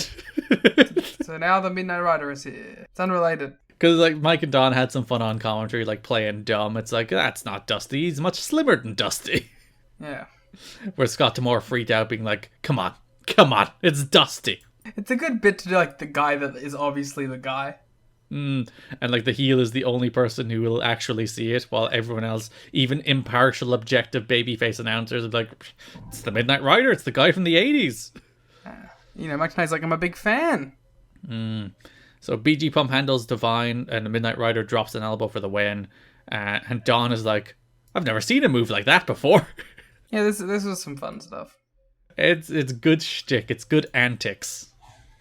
But then, my least favorite thing is that he just shows up again at the end of the day. They couldn't just have this be the bit. They had to oversaturate it. I will say, Dusty coming in and being like, oh, geez, I missed the Midnight Rider. He was one of my faves, daddy. You think how many people in that crowd understood the bit, like knew Midnight Rider? I'd say in that Asylum crowd, probably like 60%. Because like I think that's one of the older skewing crowds in wrestling history. You look around that crowd and there's a lot of people in their 50s. Yeah. So I think there's a decent number of people who had either seen Midnight Rider stuff or were at least aware of it. That's fair enough. So yeah, Dusty interrupted the on-camera. Russo came out. He was mad that Dusty was there, even though he was meant to be suspended. He asked Dusty, like, what do you want? Dusty said, I want more one-on-one. But Russo banned Trial K from ringside, banned Team Canada from ringside, made himself special referee, and then booked Dusty versus Scott D'Amore next week, with the stipulation that if Dusty loses, he'll have to leave TNA. Good. Don West immediately repeated that stipulation, to which Dusty replied, I know that, Donny West. I heard what he said. God, these two are great together. They should be on call. Get Mike Tenay out of here. Never mind the man who should be nominated to the Wrestling Observer Hall of Fame. Get Don West and Dusty on the desk. That's perfect. Imagine the chaotic, like, childlike energy those two would bring. It would be insane. So, Impact on September 3rd. Scott D'Amore had a squash match over 6 rounds. And he won with a moonsault and a demoralizer. And then he sang the anthem at Dusty. So what do you want to talk about? Jason Rance, huh? I said the name very quickly so you wouldn't hear it. He did come out to the old AMW theme. Yeah, you want to talk about him? Anything to say? When Scott D'Amore was being introduced, he made JB do the big introductions, which is not at all also associated with a problematic person. the over-the-top, exaggerated introduction. JB and Don West were aghast when Scott said he weighed 203 pounds. When JB read it, he did like the look up deadpan very well. And then Don West on commentary, maybe when he was born. So mean to Scott D'Amore. He was wearing the Bobby Roode, it's a Terry Taylor robe, but Bobby Roode would go on to wear that red and black robe. So, and you know what? The very mean to Scott D'Amore. I test. Man is still a hunk. Yeah, hits a sweet moonsault, hits the demoralizer, which is just a cradle shock, for the win. Yeah. Super worker Scott D'Amore deserves more respect from these people. By these people, we mean Mike Tenay and Don West. And JB. True. Franchise had Dusty later in the show, and he did his little hard sell promo for the pay-per-view. And then next show, NWA-TNA pay-per-view number 111, the final Asylum show, September 8th. We did have the big match between Dusty Rhodes and Scott D'Amore. They both had backstage interviews earlier in the show. Scott said that he hates just the very concept of the American dream because it represents the selfishness of Americans. True. They all think that they deserve to be special, that they deserve to have their dreams achieved. And D'Amore buried Dusty because he's like, he preaches about tradition and honor, and then he jumped to the Fed for a payday and wore polka dots, so he's full of shit. Ooh. Shooting on Dusty Rhodes. Then Dusty did a promo right before his match where he talked about how he's rooting for Jeff Hardy to win because he was the guy who brought Jeff Hardy to TNA, and wouldn't it be politically beneficial to him if the guy he did the deal for and brought into the company would then win the NWA title? So it's like, it's not even subtext that like Dusty's out for himself, he's being a little selfish. It's text. He says it out loud. Well, once again, I was ahead of everyone else in the crowd. I knew that this guy was full of bullshit, and now he's gone out and just straight up said it. Your Vinny Roo defending ways are running rampant. I was proven right.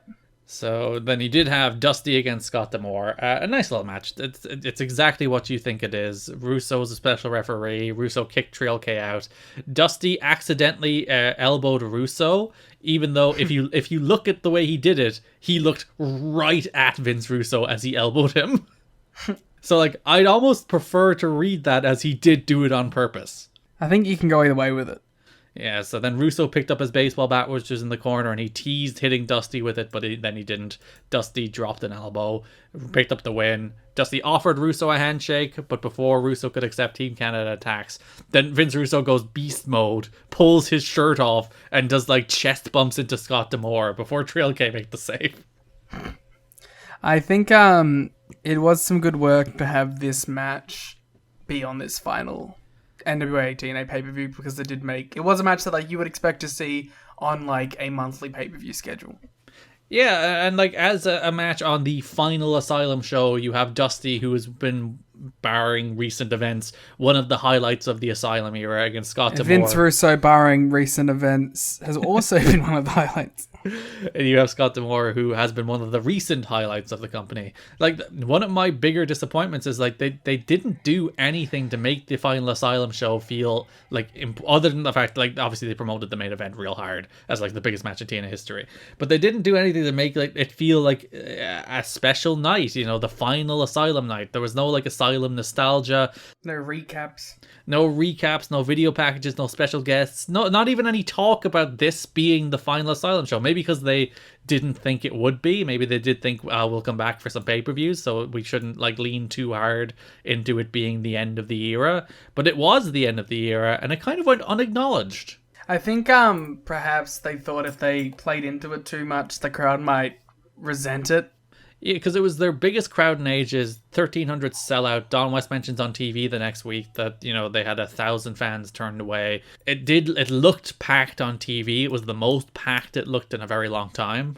Yeah, I could see a worry that maybe they thought the crowd would try and hijack the main event.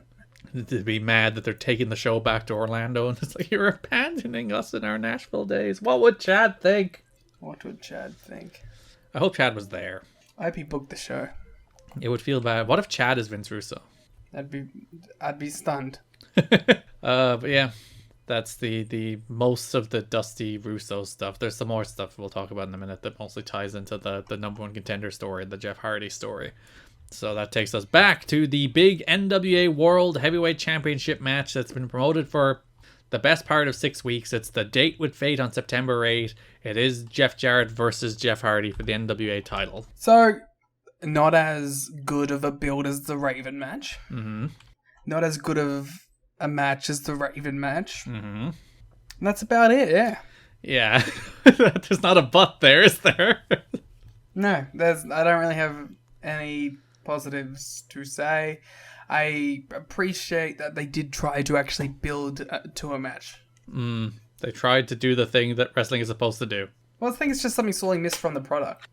So NWA-TNA favorite number 110. Jarrett opened the show. He did his like go home promo, called it the biggest match of both men's careers. Talks about how the eyes of the wrestling world will be on the match. It's the last Wednesday pay-per-view, but Hardy should be careful who he trusts. What could that mean? There's a little small thread that runs through this show and the next one where Jarrett's talking about how he has the figure 4, but Hardy has no answer to that. So main event of that show, there's the big brawl in the schmoz because that happens every week. Hardy made the save. Jarrett ran out. He locked in the figure 4, but then Hardy reversed the figure 4 into his own submission maneuver, Liam. The spine line. It's the TJP move. Yeah, so he crosses the legs and then does a Boston Crab. So it's either a Boston Crab with the legs crossed or a Scorpion Death without the foot put through, however you'd like to describe it. I think TJP calls it the figure 4 deathlock. I think he does it better than Jeff Hardy does. He does, for sure.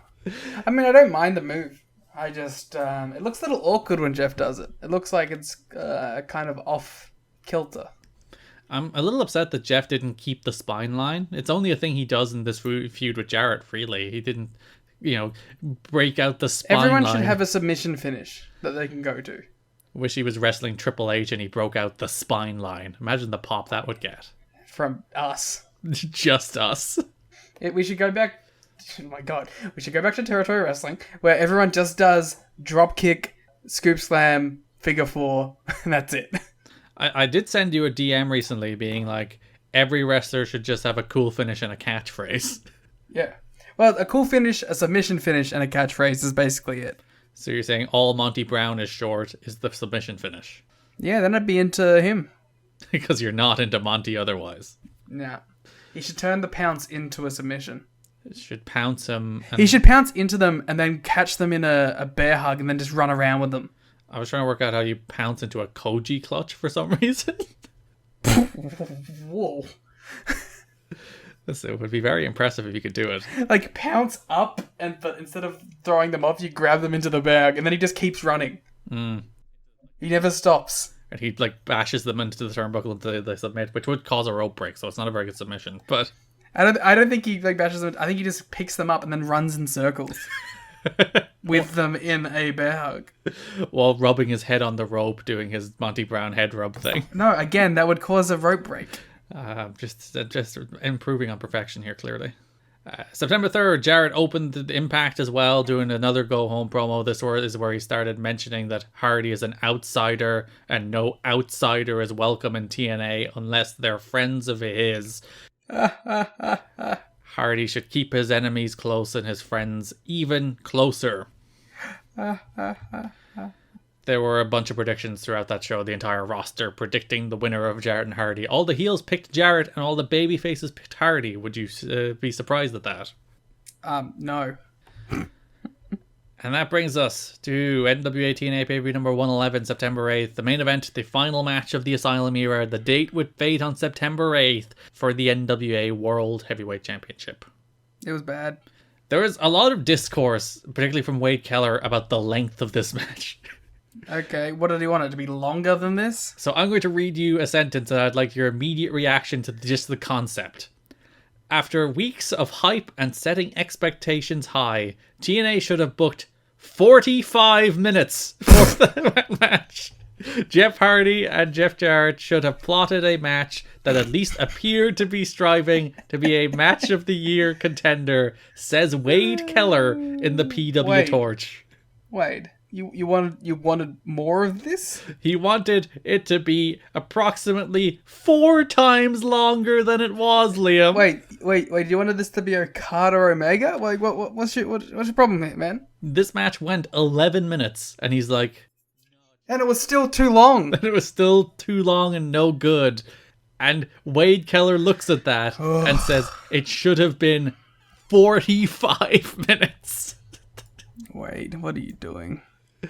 It's madness. Apparently, it did run short. It was meant to go 14 and ended up going 11. So should have gone 4. Yeah.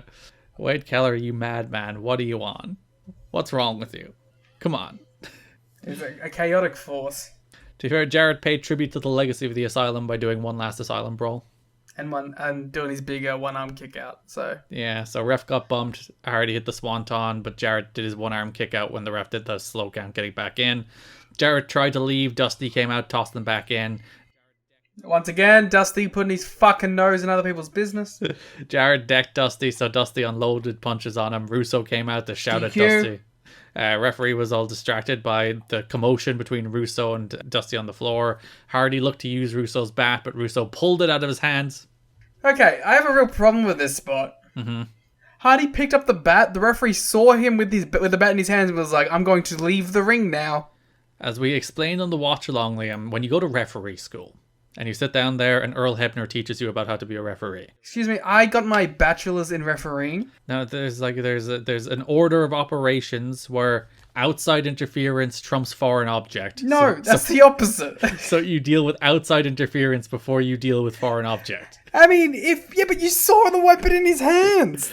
But then you saw Dusty and Russo, and it's like, oh, I gotta stop that. If Jeff Hardy had a gun, right, in the ring, mm-hmm. Do you think it'd be more important to go to the outside? Who is more likely to meddle, Dusty Rhodes or Jeff Hardy's gun? Both. It's Dusty, and you know it's Dusty. No. But yeah, so Hardy grabbed the bat, but Russo pulled the bat out of his hands. Hardy missed the swanton. Jarrett hit him with a guitar and retained the NWA World Heavyweight title. This is my first ever 3rd star.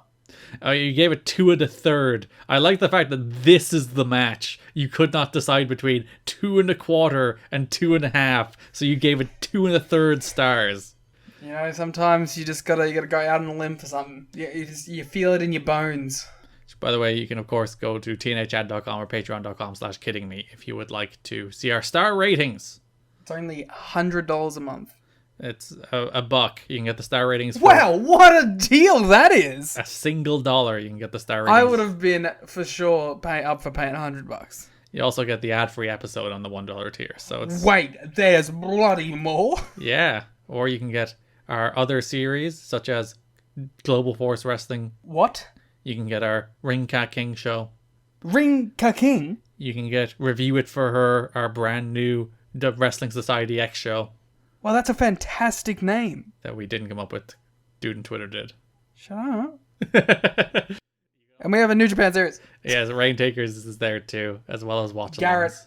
that's insane. Next thing, you're going to be telling me that we have like a YouTube channel which hosts all of our best clips. It's pretty much all of our clips, but yes. Holy hell. God, if this podcast had some sort of Redbubble where you could donate, I know I would for sure. Well, you said red bubble instead of red circle. That's for merch Fuck. rather than donations. Yeah, but coming soon. you can also go to tnhchat.com, patreon.com/kiddingme if you'd like to get money in, My God. in exchange for... If you'd like to Goods get and content in services. exchange for money, not the other way around. Wow. I cannot believe there's so many ways to connect to your best friends online. So, yeah. Jarrett, Hardy. The match was fine.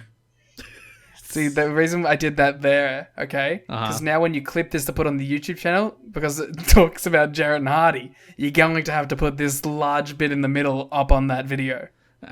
But you see, you made the mistake of it'll be right at the... I guess it'll be in the middle of the world title segment. So on yeah, what I YouTube, want to say about this Jeff Hardy-Jeff Jarrett match, right? Yeah, okay, go.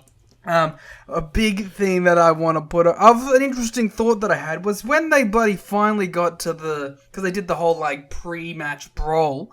Once they finally rang the bell and these dudes locked up, they had already killed the momentum. The crowd didn't pop for it. Yeah, because they did this weird thing where like they came out and they kept on brawling and security separated them. They kept on brawling. Well, they're trying to set it up like it was like these guys hate each other and they can't wait to get at each other. Which I don't buy for this feud, by the way. Of course not. It's a badly booked feud. JB was desperately trying to finish the introductions while they kept on brawling. Now you see, Garrett, what I did there was I actually brought up a point about the match now, so now you have to put that interlude in there. The thing like about Jeff Hardy, it's like he doesn't What talk. is the thing about Jeff Hardy? He doesn't open his mouth. Okay, what about when he goes, ah? It's like it's so strange that they spent like 6 weeks building to this match. They announced this match far in advance, and they didn't let Jeff do a single promo. And like, fair enough, you might be like, we don't trust him in a middle of the ring setting because he's traditionally not a great A promo. pre-recorded one. Yeah, do a Mike Tenay one. Sit him down, let him just do like be like charismatic, normal Jeff Hardy, and do a hard sell that way. But like, your babyface contender who people love and is a legit star, you don't let do a promo for your big world title match? What are you doing? Maybe he just didn't want to. He didn't even say creatures once. He didn't. But it's more of a 2010 TNA thing. Creatures! He would like them to mount up.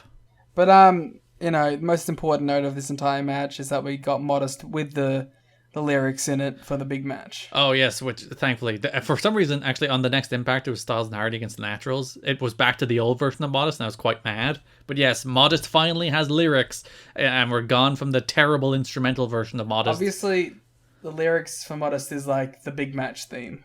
No, make it as always theme, because the other one is bad, and this one is good. Doo-doo-doo.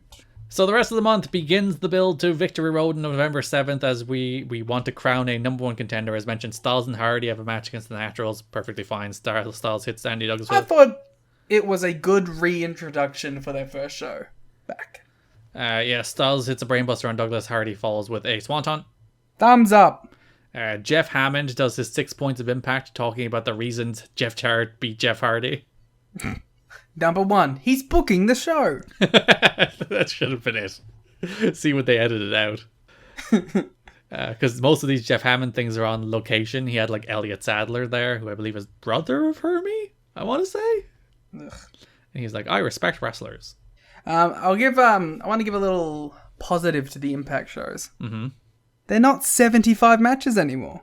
Yeah, they're usually only 4 instead of, I think one of them was 7 at one stage. It's like, good lord, how are you squeezing that much content?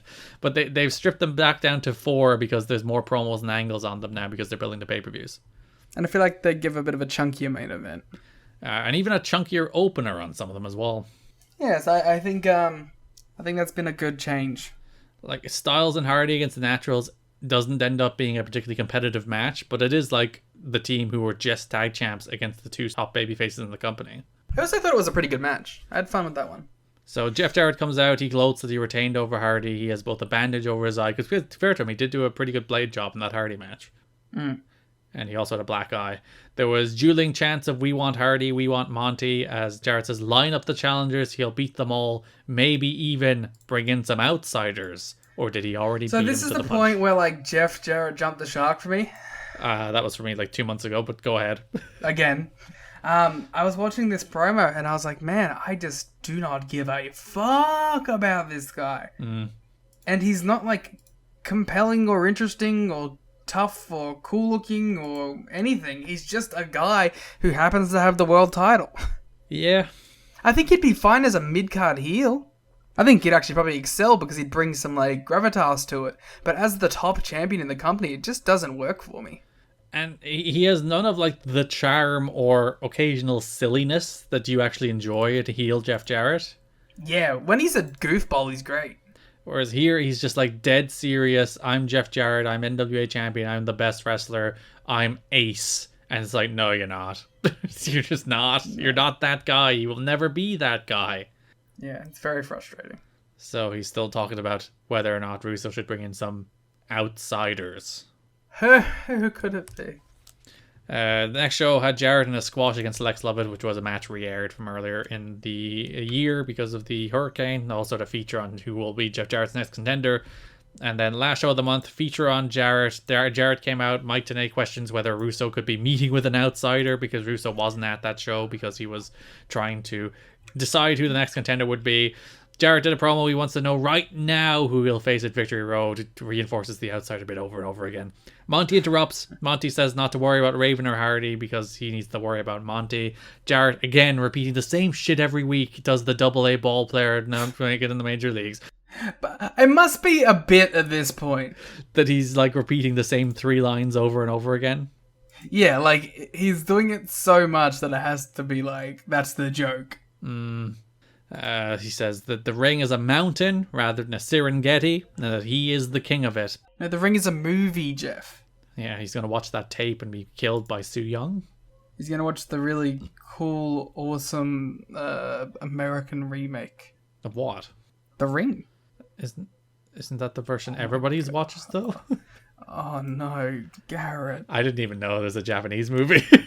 Oh, Garrett. I have only seen the American remake. I'm sorry, Liam. I'm trying to work out if it was Japanese or Korean. There's so many The Rings I'm learning right now.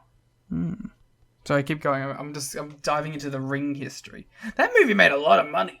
Yeah, it was a big hit. Given out to me that I only know it as a freaking Naomi Watts movie. I'm sorry.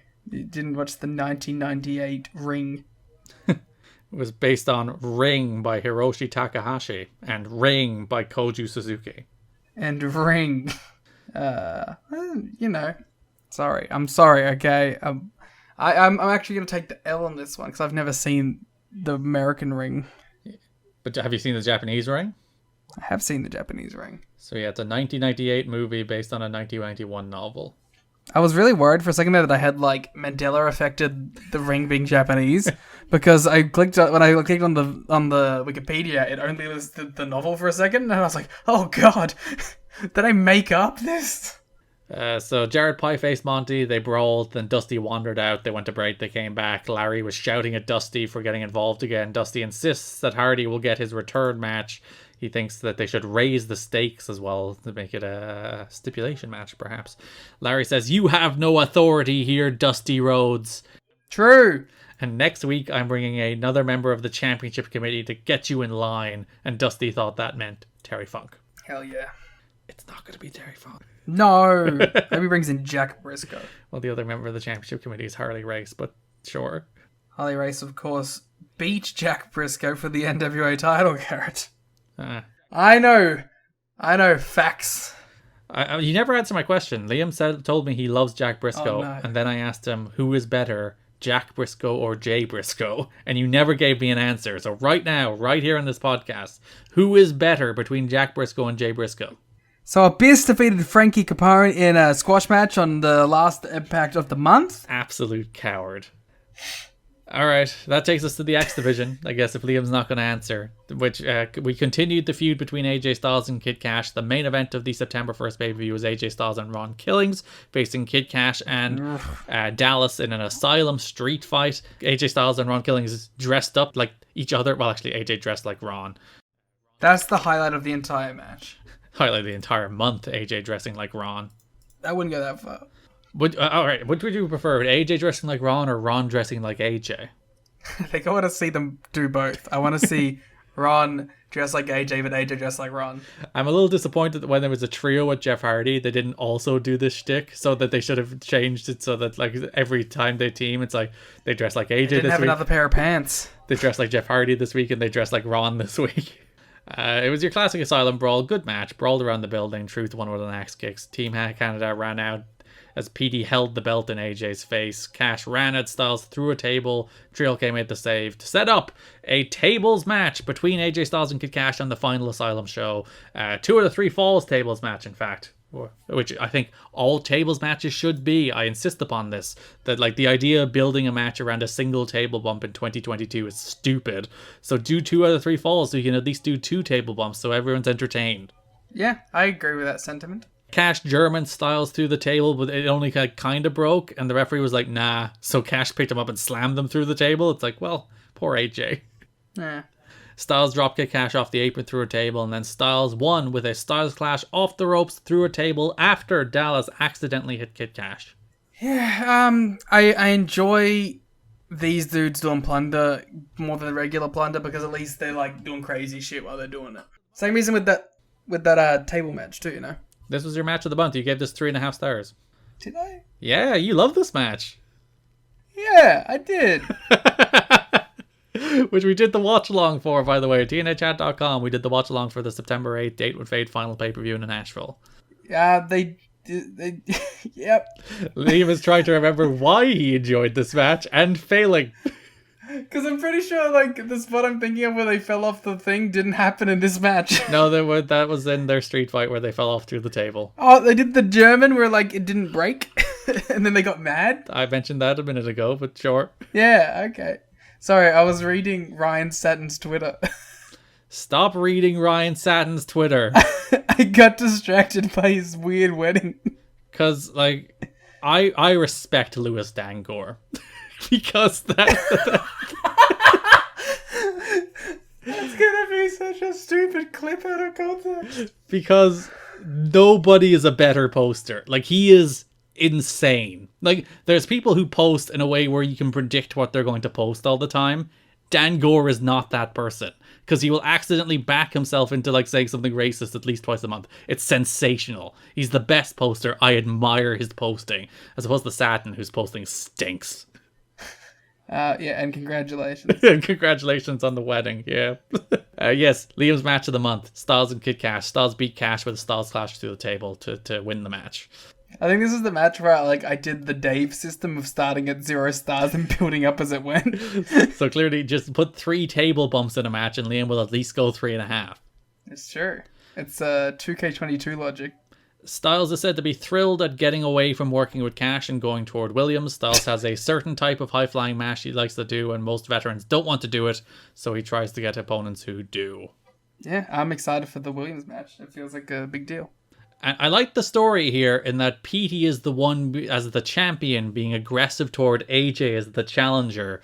He's jumping him multiple times. He hits him with the Canadian Destroyer after this match, because it works on 2 levels. Because it's a subversion of like the trend with the champion attacking the challenger, but also it cements AJ's position as like the gatekeeper of the X division. Oh yeah, he feels like the guy, and this is the new champ trying to step up. Yeah, and the idea that like PT as champion is insecure as champion if he can't beat AJ, which is kind of like because AJ's the measuring stick of the whole division. So we get soft build to that match through the rest of the month. PD has a couple squashes. There's Styles against Alex Shelley, which is the main event of the September 17 show, which is one of the better matches this month because it's just a good 6-minute wrestling match. Yeah, it's just Alex Shelley and AJ Styles wrestling. And then also Petey Williams faces Jarrell Clark on the last show of the month in a real nice little match, actually. I've enjoyed the Jarrell Clark stuff. because Jarrell Clark and Mikey Batts and Mikey Batts. they've been signed to deals this month, so they're guys going forward. But yeah, it's good. I enjoy PD. He's coming along. He's becoming PD. Though he does do this face buster thing where it's the worst move. So he holds a guy in a reverse DDT position and then shifts them into a face buster, and it's a move that just makes absolutely no sense whatsoever. It's like a worse overdrive. And a fun little note about the Alex Shelley Styles match. That was meant to be Alex Shelley's debut, if you remember, before Styles had to miss that show. So you finally got the Alex Shelley debut match against AJ Styles. I find that the positioning of Styles and Hardy as a dream team funny, but also during that match with the Naturals, the crowd chanted AJ's better at Jeff Hardy. I love that their name is the latest professional wrestling dream team. Yeah, the latest. What's the first? What's the first professional wrestling dream team, Liam? Ricky Dozan and fucking Luthez. Who is the current professional wrestling dream team? Dominic Mysterio on the Judgment Day. Ah, yeah, you're not wrong. Big Dom. Love Dom. Alright, that brings us over the tag division for a thing you hated and I enjoyed. So let's argue. I hate this whole story. So first show of the month, the Naturals face AMW and Triple X. If you remember, James Storm hurt his back at the end of last month, so they build this match around the idea that Storm's back is hurt for, I think, a pretty compelling match between the three teams. I just don't care about AMW and Triple X. I really like this. I think the match where they win the belts at first, we'll talk about the sec, not great, but I like this story. I think it's a fun idea. Well, let's dig in. Yeah, so Storm's back is hurt. He's selling, he's on the floor. Don West starts doing some Steiner math in this match because this is the triple threat rules where three men are in at all times. Yes. And Don is like, with Storm on the floor, you've gone from a 33% chance of winning to a 50% chance of winning. I wish that the Young Bucks, Roppongi Vice, and Red Dragon were in this. Doing this exact same injury angle. Ooh, yeah, because you do it with Matt Jackson. His back is permanently hurt. You're not wrong. It was really great when they did it. Yeah, they built to the hot tag where Storm finally got the tag. Harris went wild. I thought they built all that very nicely. I will admit that these matches have had really cool finishes. Yeah, the finish of this match was so good. So yeah, Storm gets the hot tag to Harris, runs wild. Then Storm looks to go for the super kick. He gets back in, and his back gives out in like the most realistic way you'll ever see in your life. Yeah, Storm's really good at that kind of stuff. Like, he goes to throw the super kick. I think he even like does a thigh slap for the sound of his back going out, which sounds stupid, but I think works. But it's awesome, actually. It actually really, really works. And like, he throws enough of the super kick that you have a brief moment of he might have hit it, but no, he didn't. His back is freaking out. His back is freaking out. It is. It's going wild, man. His back just saw the Ryan Satin tweet. It's going crazy. Daniels hits the Angel's wings, but then the Naturals steal the pin to retain the titles. It's okay. Yeah, so then it takes to the final Asylum show where the story is meant to be that the Naturals will have two title matches, the first against AMW, and then the winner of that match will face Triple X in the second title match. But Storm's back is injured, so that match becomes just simply Triple X against the Naturals. Then there's a pre-tape on that show where the Triple X are talking to Scott Hudson, talking about how they're going to win the belts, and when they win the belts, they'll give AMW a title shot because they're very honorable. But then the Naturals jump them and attack Daniels' previously injured shoulder with a chair. So Storm of AMW is taken out. Daniels of Triple X is taken out. Larry Zbyszko is like, there must be an NWA tag title match. We've advertised one. So he books the match of the Naturals against AMW's Chris Harris and Triple X's Elix Skipper. I think something that hurts my enjoyment of this match is it's the two people on each team that I care about less. Especially Skipper, who, like, I have a lot of time for Skipper. I think he has some very good tag matches and, of course, has probably one of the defining moments in TNA history. Skipper's not a great wrestler. Skipper needs to be carried, and Harris wasn't quite the person to do it here. Yeah. If this was Daniels, I think I'd be a little more into it.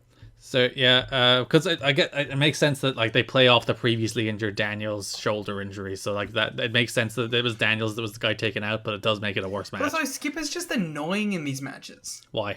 Because he's just a whiny complainer about everything, and he does it in this match, and he does it in the next match, and it's just like, okay, I'm sorry, dude, that you're in an awkward situation, but fucking grow a pair. Yeah. You're fighting for the NWA World Tag Team titles. It should at least look like you give a shit. Chase Stevens grabs a chair. He's going to use it on Harris before Skipper hits the chair into Stevens' face. Harris falls with a spear on Douglas, and your new NWA World Tag Team champions are Chris Harris and Elix Skipper. I like the story. This match wasn't good. This match was long and boring. Yeah. But I do like the story, because the main event of the next Impact, you get Bobby Roode and Johnny Devine against Elix Skipper and Chris Harris. D'Amore hits Harris with a hockey stick. Skipper took him out with a dive, but then Roode fall with a Northern Lariat to Harris to allow Team Canada to score the win. I didn't mind this match. I thought it was a cool combination with Roode and Devine. You do love Johnny Devine. You're probably deeply devastated that he got stabbed and he's not going to be on the show for a while. Yeah, I really do like Johnny Devine. I think he brings a lot to the table. He's an A1 guy. Just because you mix him up with A1 does not mean you can do that wordplay. Come on. You can never remember the difference between A1 and Johnny Devine. I just like the name A1 too much. This was like one of those things where like they had this match, you know, Harris and Skipper didn't get along, Team Canada won. You could have just ended the television show there. It's fine. Yeah. That's the point at which you can end a show. You did a main event, you told a little story. This is like the point at which the big ass brawl, they do fucking every week. But this was like my breaking point. It's like, you did not need one here. You did not need Team Canada, who already won. Well, let me tell you why they did it. Sure, tell me. Because this was the week that they were running the tag team pay-per-view recap thing. So they wanted to end the show with all the tag teams to get people excited to buy the tag team year in review. They already ended the show with a tag match. I'm just saying, that's the reason they had everyone go out there. I'm not saying it was a great decision, but I'm telling you the reason. Stupid. Because, yeah, all Team Canada win, and then they jump them after the match, which is stupid in its own right. Then Daniels and Storm make the save. The Naturals or now Trio K make the save. And Excuse me, Stormy Daniels. Stormy Daniels. Oh, no. Oh. Thank you. Final Impact of the month opens with Triple X and AMW shouting at Larry Zbyszko. Russo's not here tonight, so Larry's your authority figure. They want a Triple X versus AMW match to determine the true tag champs, and Larry's like... Which, by the way, this is another reason why I hate this fucking feud. Why? That's a great thing to do. They gave a perfect out for this terrible scenario, and then Larry Z's like, haha, actually, I'm going to do the stupid thing. No, I actually prefer what Larry Z does, because it's like, just because you want an AMW versus Triple X match doesn't mean that's how it works. Harris and Skipper are the tag champs. Oh, but you can just put any two guys who have never won a tag team match together in for the titles. Yes. This should be Jarrell Clark and Mikey Batts. Well, they lost the Shazarians, so sorry. Shake my damn head. But like, it does make more sense that it's like, just because you would like it to be that way doesn't mean it can be that way.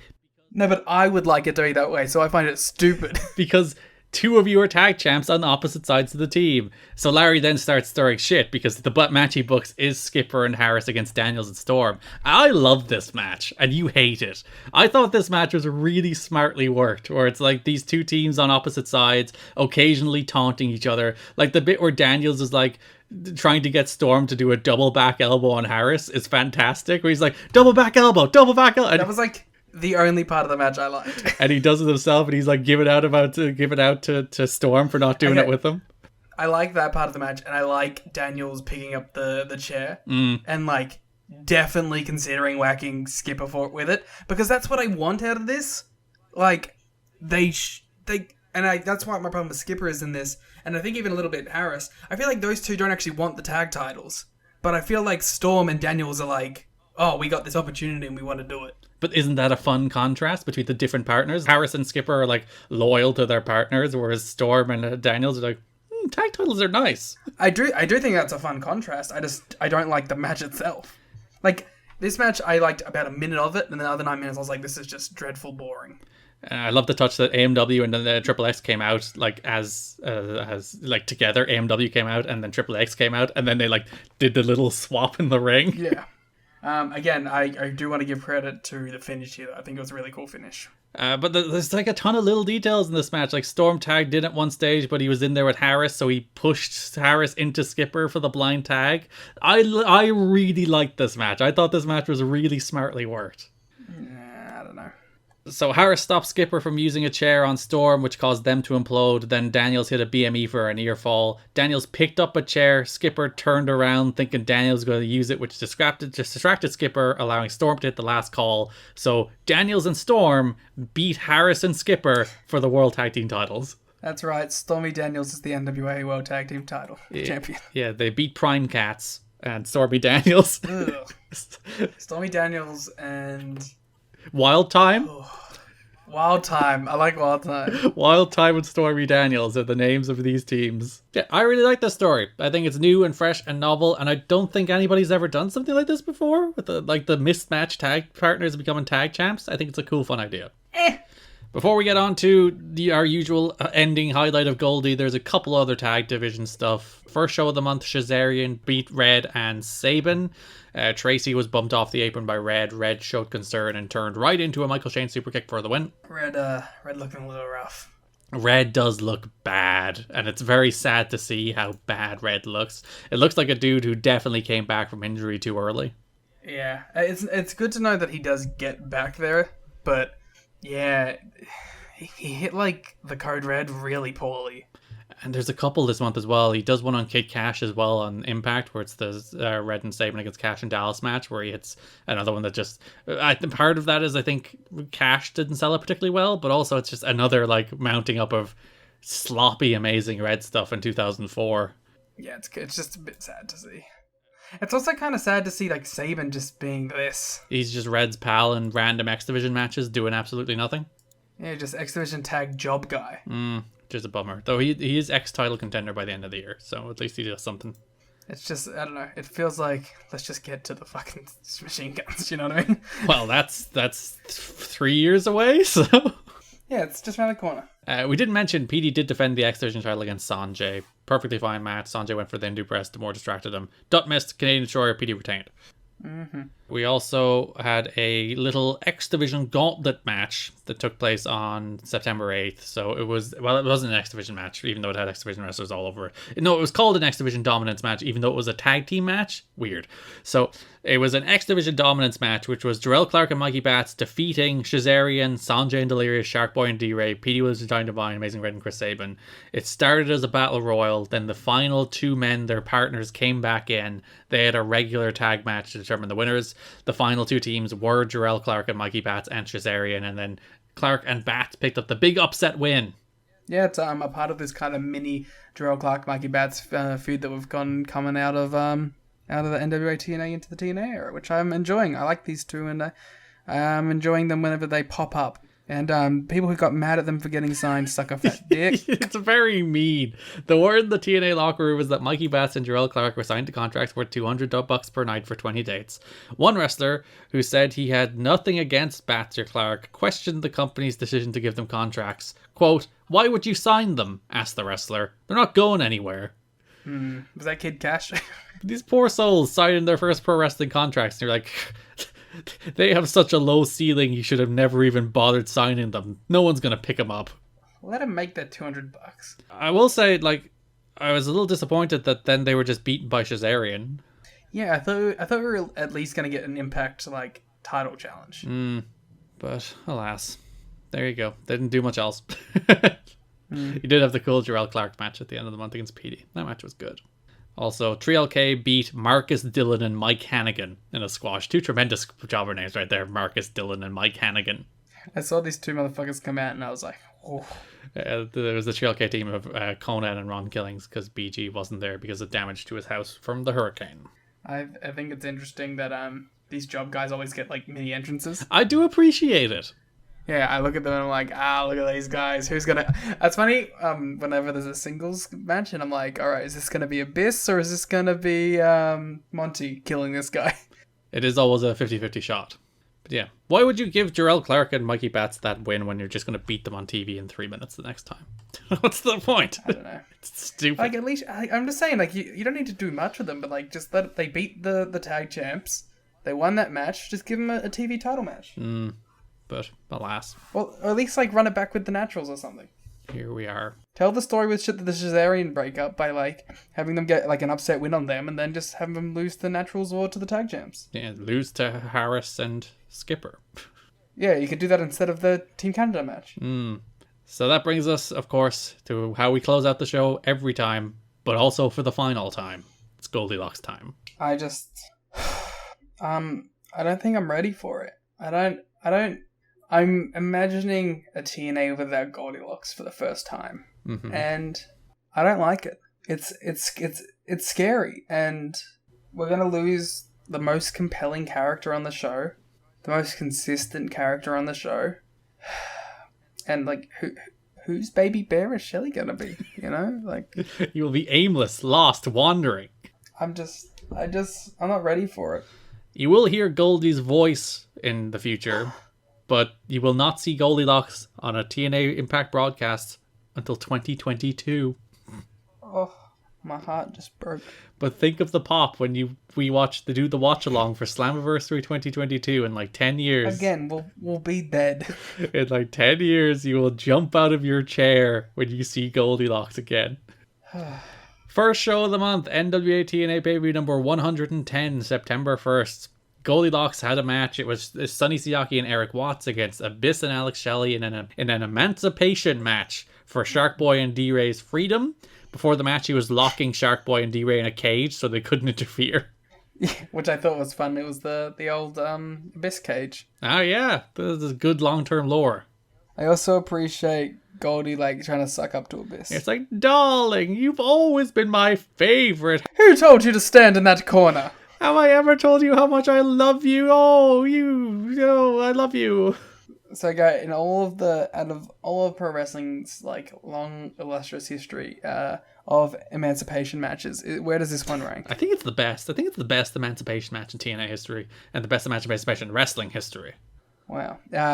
Anyone listening, feel free to submit your favorite emancipation match. So I did like Scott Hudson being like, "You've always abused Abyss," and she's like, "Shut up, Scott." Shut up, Scott. Then you did have Siaki and Watts against Abyss and Shelley, in which continues my theory that I think Watts is actually secretly a good tag team wrestler. That the dude can hit a power slam on Abyss like nobody's business. Yeah, when he doesn't have to like work the whole match, he's always fun. I'd pick your spots kind of guy.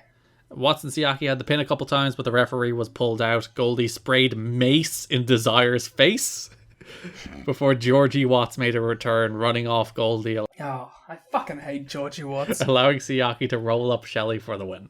Shark Boy and D-Ray are free! Why would you want to be free? And at what cost?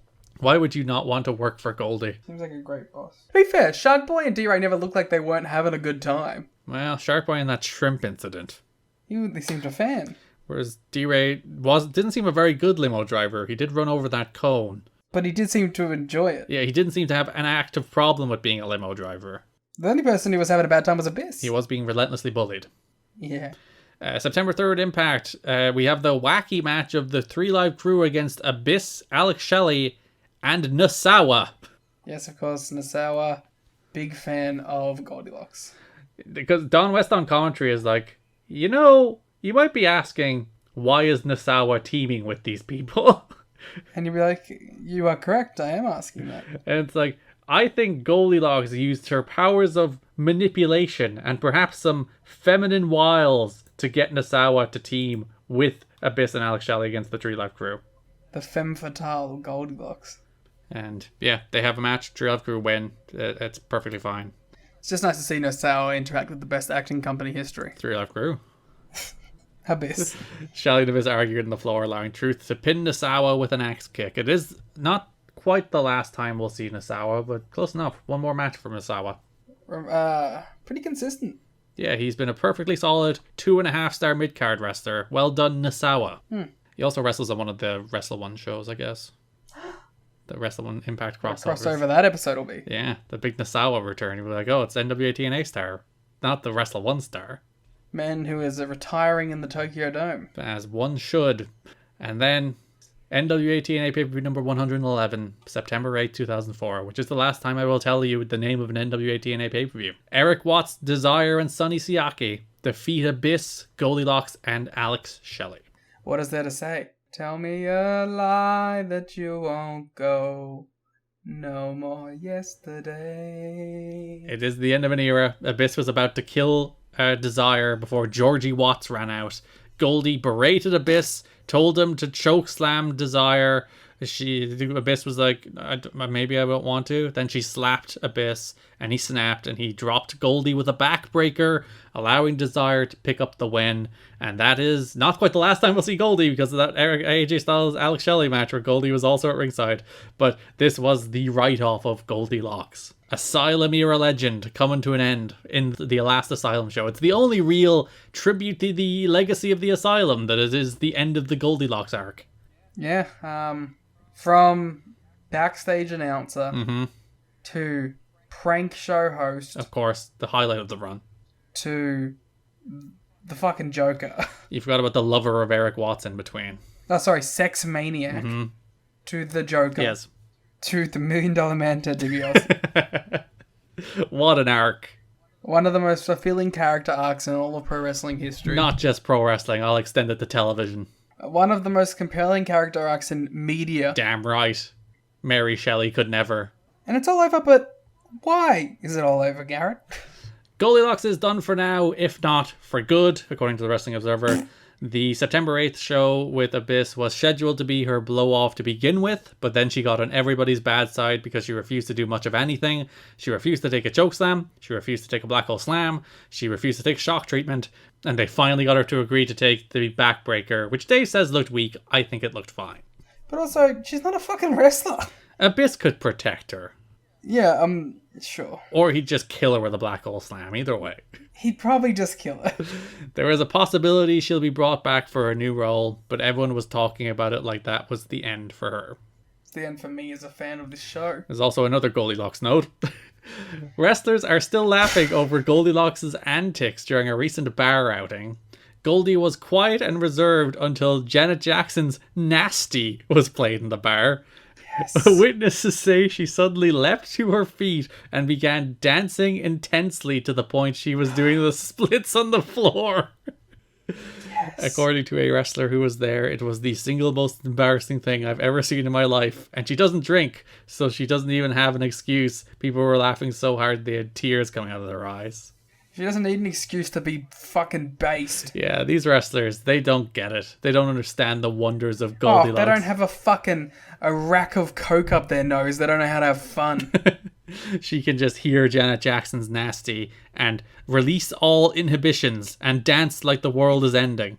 In her defense, if you hear Janet Jackson's Nasty and you don't act like that, then there's something dead inside of you. So, speaking of dead inside, that is the end of Goldylocks. I'm depressed. I'm angry. I'm old. I work with fucking children. I'm hurt. Mostly just hurt. That's it. We have to end on such a somber note. We do. It's the end of the Asylum era, but we are moving into the pay-per-view era, Liam. We're on the victory road. That is September 2004, but our next episode will be October-November, covering as far as Victory Road, the first TNA Sunday 3-hour pay-per-view. 2 months, and we'll somehow watch less footage than a regular month. Well, it is 6 episodes of Impact, but good luck with that. It's only, so 6 times 40. Which is the equivalent of 2 weekly pay-per-views. So there you go. So, yeah, it's still way less. So our next episode will be the Victory Road episode. You can look forward to that in roughly 2 weeks' time. Next weekend, we'll be back with the next episode of Review It For Her, our Wrestling Society X show. Episode 2 of that will be in your Patreon feed next weekend. TNHchat.com, patreon.com/kiddingme. There is a watch-along of the NWA-TNA pay-per-view number 111. I lied. Now that's the last time I will say the name of an NWA pay-per-view. The September 8th show. That's in your Patreon feed right now. Garrett, what NWA-TNA episode was it? 111. Damn it, you tricked me. September 8th, 2004, the last Asylum show, the last Nashville show. That's our watch along. That's tnhchat.com, patreon.com/kidding me. All there for you right now, including show notes, including an ad-free episode, including all the other content we talked about earlier while Liam shoved that plug into the Hardy and Jarrett segment. You can follow us on Twitter at TNA History Pod. Follow us on YouTube. Just search You've Got to Be Kidding Me, you'll find it. Follow us on it. Yeah, you can listen. I don't use YouTube's verbiage. Follow us on TikTok if you want. We have like 16,000 followers. Yeah, no big deal. Follow Liam on Twitter at the Gleetmuda. Follow me on Twitter at Garrett Kidney. Thanks for listening. That's you. And bye. Do the damn thing. Rest in peace, Goldylocks. She's not dead. Just the character.